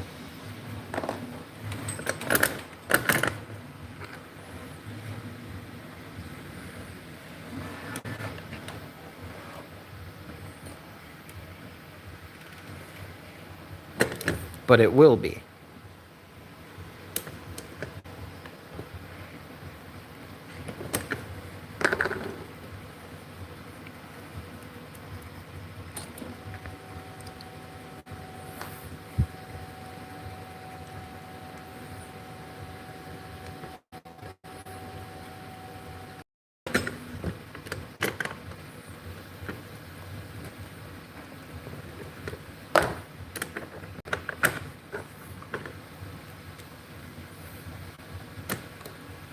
Alright, we got 4 more to go. Then we'll disassemble that one, get that fixed.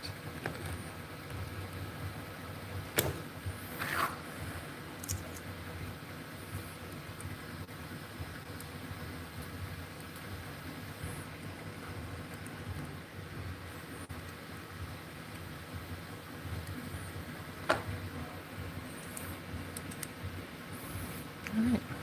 Can't believe we've been live streaming for 3.5 hours. Well, I guess we know how long it takes to make a bunch of pens. Who am I kidding? I had a lot of the work done before we started. I had all the blanks put together.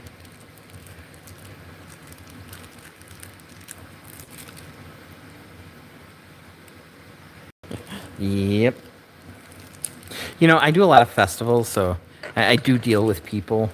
But, you know, it's on your own terms is the big thing. Because I'm selling my stuff, so it's a little different. You know, I'm not selling cheeseburgers, I guess. All right. So this is the ugly one that I hated so much until I actually got it turned. It's actually quite pretty. Not sure who that color is for, but somebody might like it.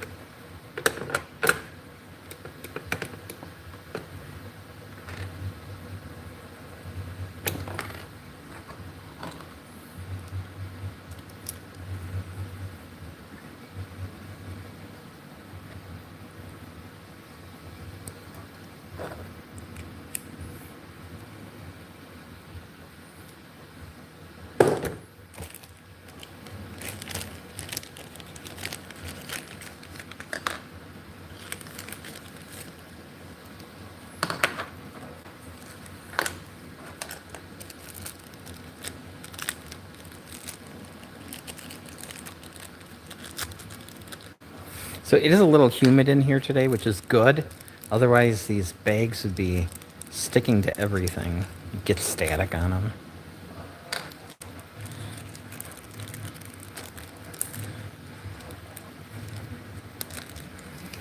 You know, I get it. All these parts, they want to make sure that they don't rub against each other and stuff, but there's got to be a better way than this. I appreciate it. Thank you much. I was always told I have a face for radio.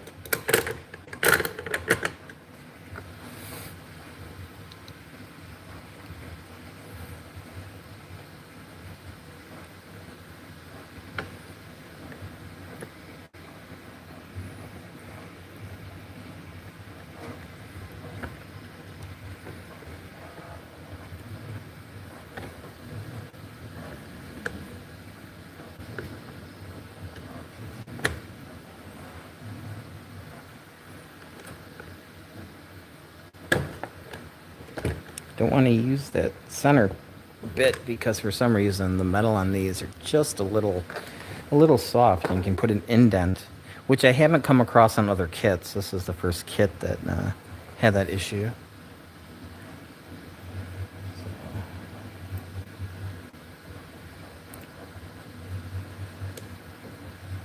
Apparently I sound younger than I am.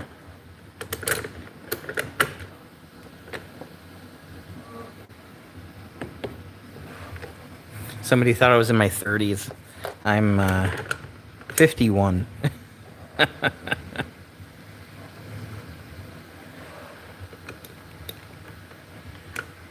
So I contribute that to clean living and dirty thinking.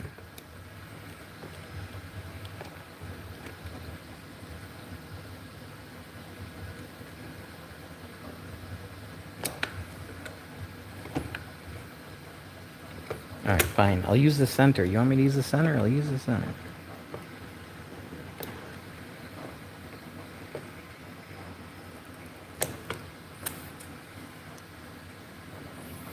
All right, we got 2 more to go. Make sure that closing all the way. Sometimes that wax is deceptive. Yep, we're okay.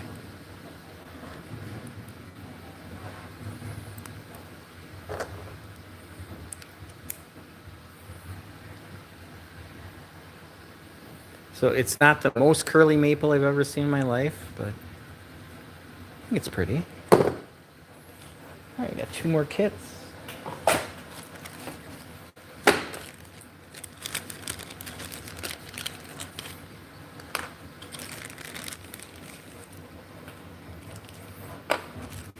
So I was in a hotel, Kansas City. One of those big hotel chains. They had a waterfall in the hotel. Anyways, it was like built onto, they had their own like mall built onto, they had a conference center and then it had like mall with restaurants and everything in. And they had a pen business where you could go and buy, you know, $200 pens. So when you see that, I'm like, okay, I'm definitely not in the right place.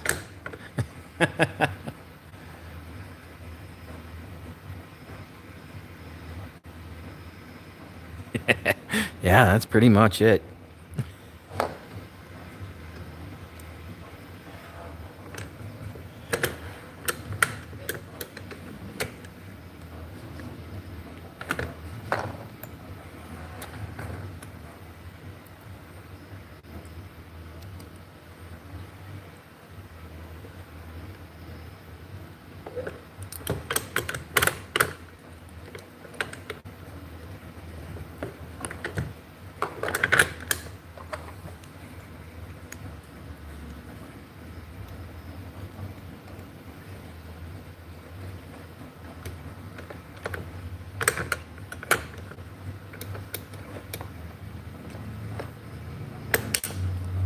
Man, me and this press are not getting along today. It's like, you haven't used me for years. I hate you. You're not my real dad.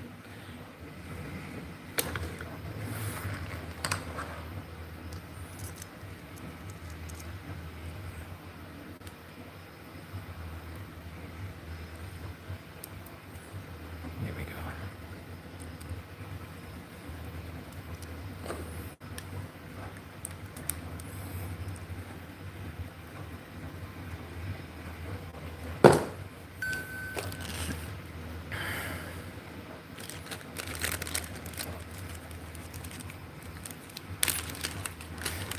You're my grandfather?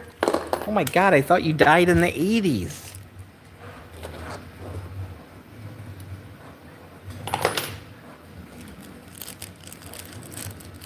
Sorry about selling your house.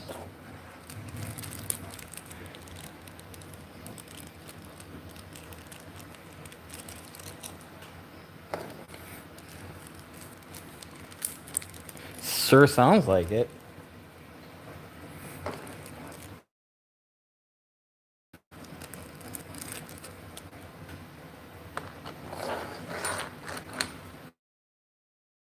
Parents would be really excited, except for they're also dead.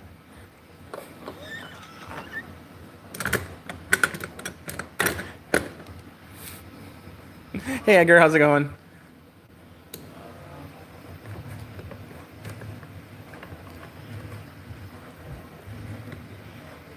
So it's actually quite freeing, you know, I have nobody left to disappoint.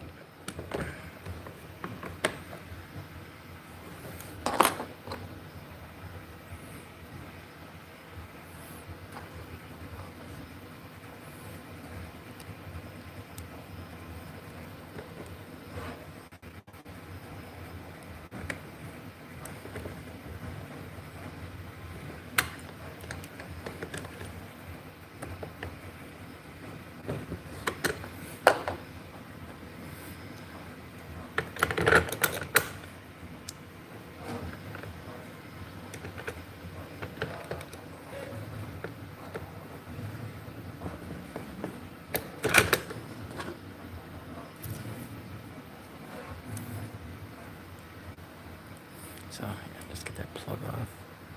That's nice. All right, let's see about disassembling this pen. So this one, it's too far out.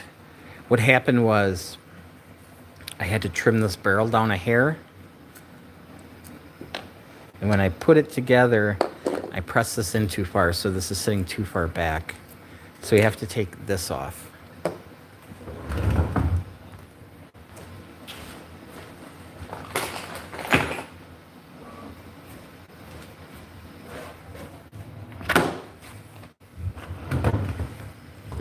So I have not disassembled a pen in probably 3 years, so let's see if I have all the stuff to do it. Yes, this is a pen. Okay, so this will fit through here and press this off. Then I can turn this around and then press the other side off.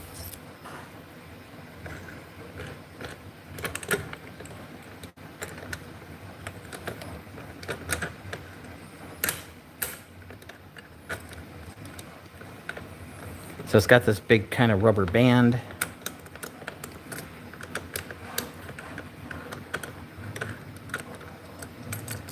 That, in theory, should prevent marring.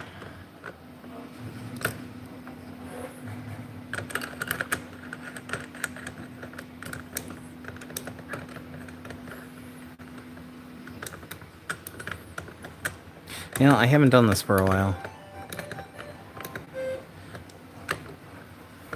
Bring this up.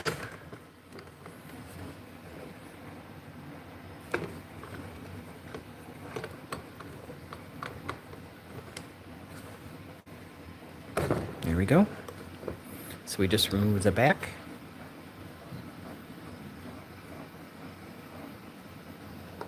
Hello, my Ukrainian friend. Welcome in.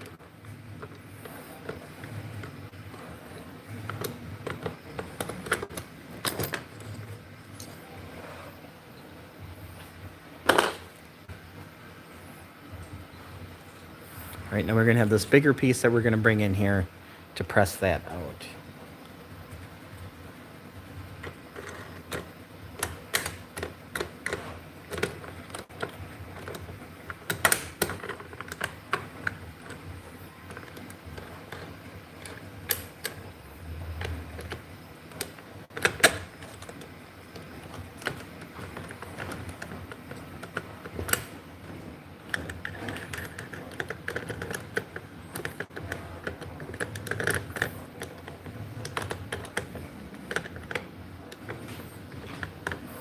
We're gonna press the transmission out.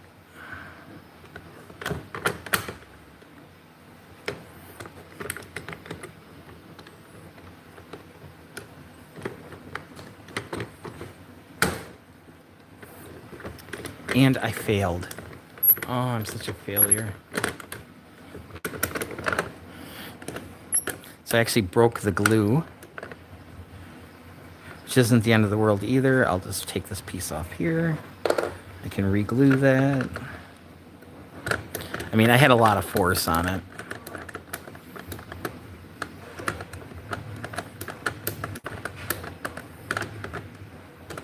Nice and snug. We'll try it again. Too slippery.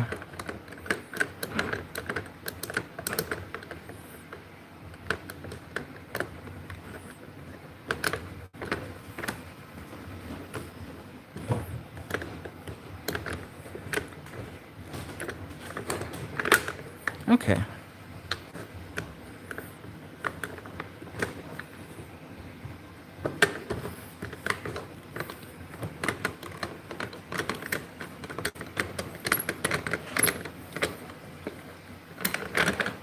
We'll get there, guys. Oh, man.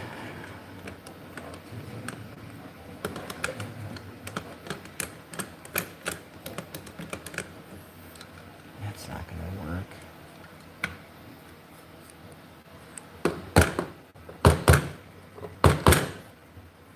All right, I'm just going to tap this with a hammer. I'll be right back. Always something.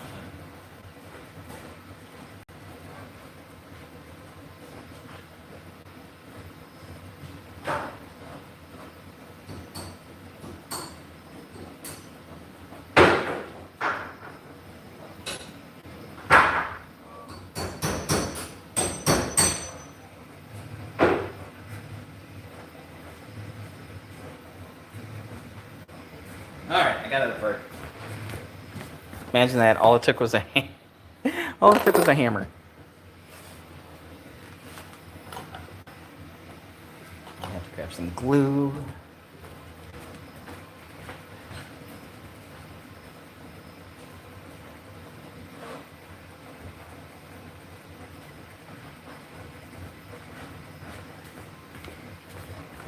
It did take quite a bit to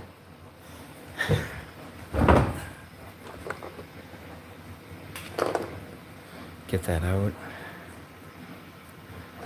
All right, so you can see how much of that barrel is sticking out.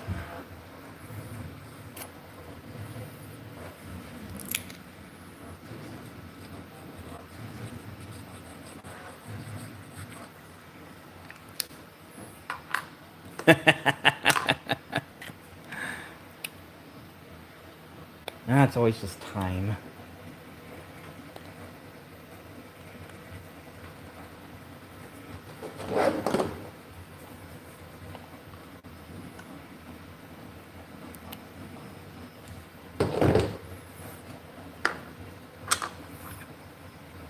So 5-minute epoxy is probably a better adhesive for this. I mean, this one would have been fine, except for the fact that I took it apart. There you go.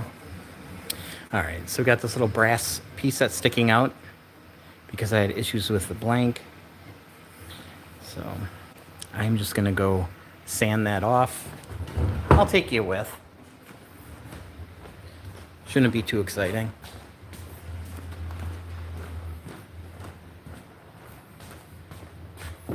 We'll try this one.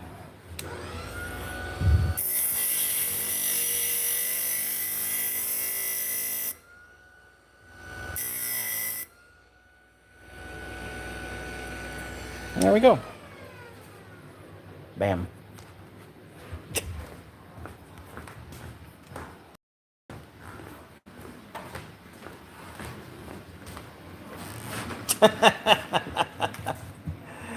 Let's see if we can bring this back. All right.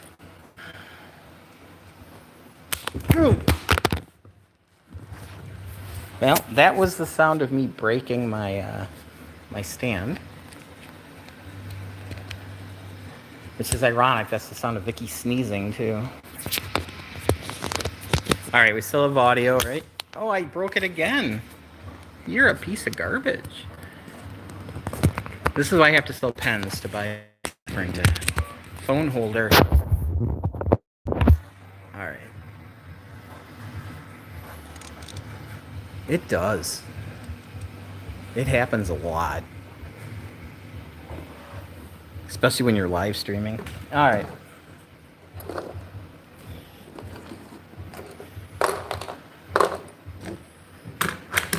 So I got to put this back together. My table is pretty messy right now. Yeah, I try to keep it somewhat cleaned up. I appreciate having a floor.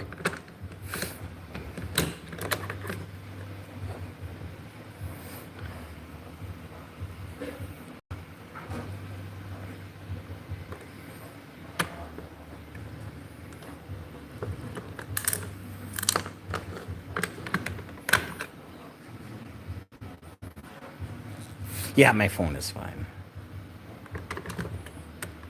I mean, I kind of wish it wasn't.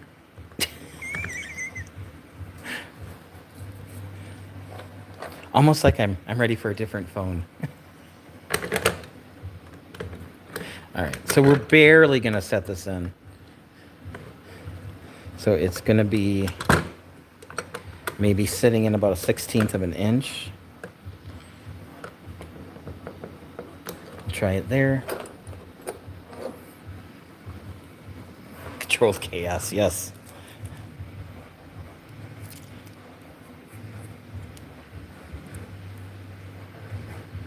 You can actually come up a little bit more if you needed to or wanted to. So now we're bringing the pen back. It is in there. Could probably put it in just a little bit more.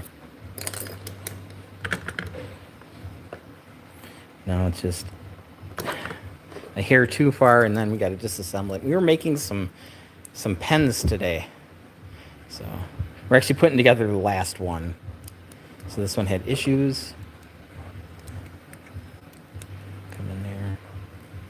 Come back just a little bit more. All right, I might have to make a ring for this to take that spot up, which is okay.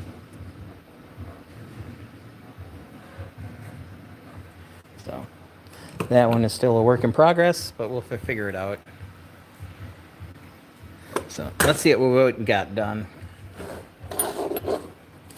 So first things first, I gotta put my disassembly punches back in their box so they don't run away.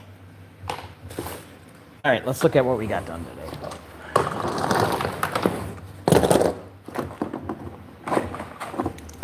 So we just made slimline pens. We got 3 curly maple, 2 Bacote, 2 mahogany, 1 purple heart, and then 4 acrylic.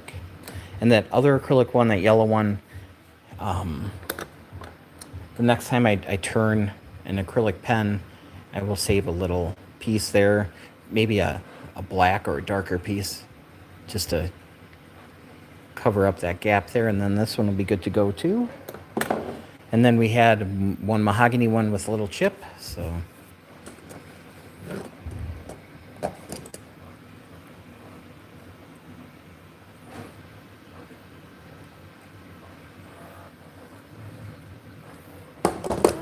There we go, guys.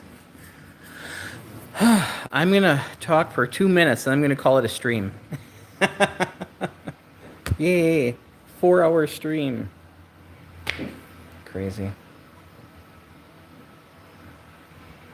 Well, I mean,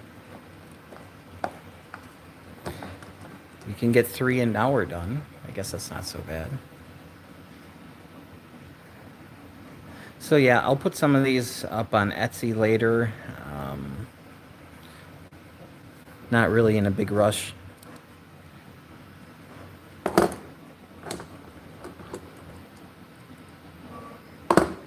Yeah. We finally did a pen stream. It's been a year and a half since I've done a pen stream at least. And we did it. All right, let's check on the 3D printers once again. All right. So these are nitty knotties. These are for wrapping yarn on to make a skein.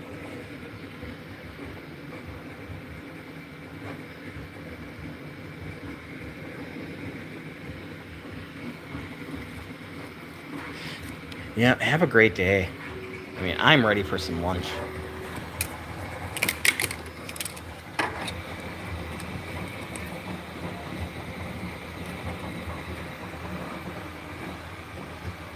All right, we'll call that a stream. Have a great day, guys, and we'll catch you in the next one.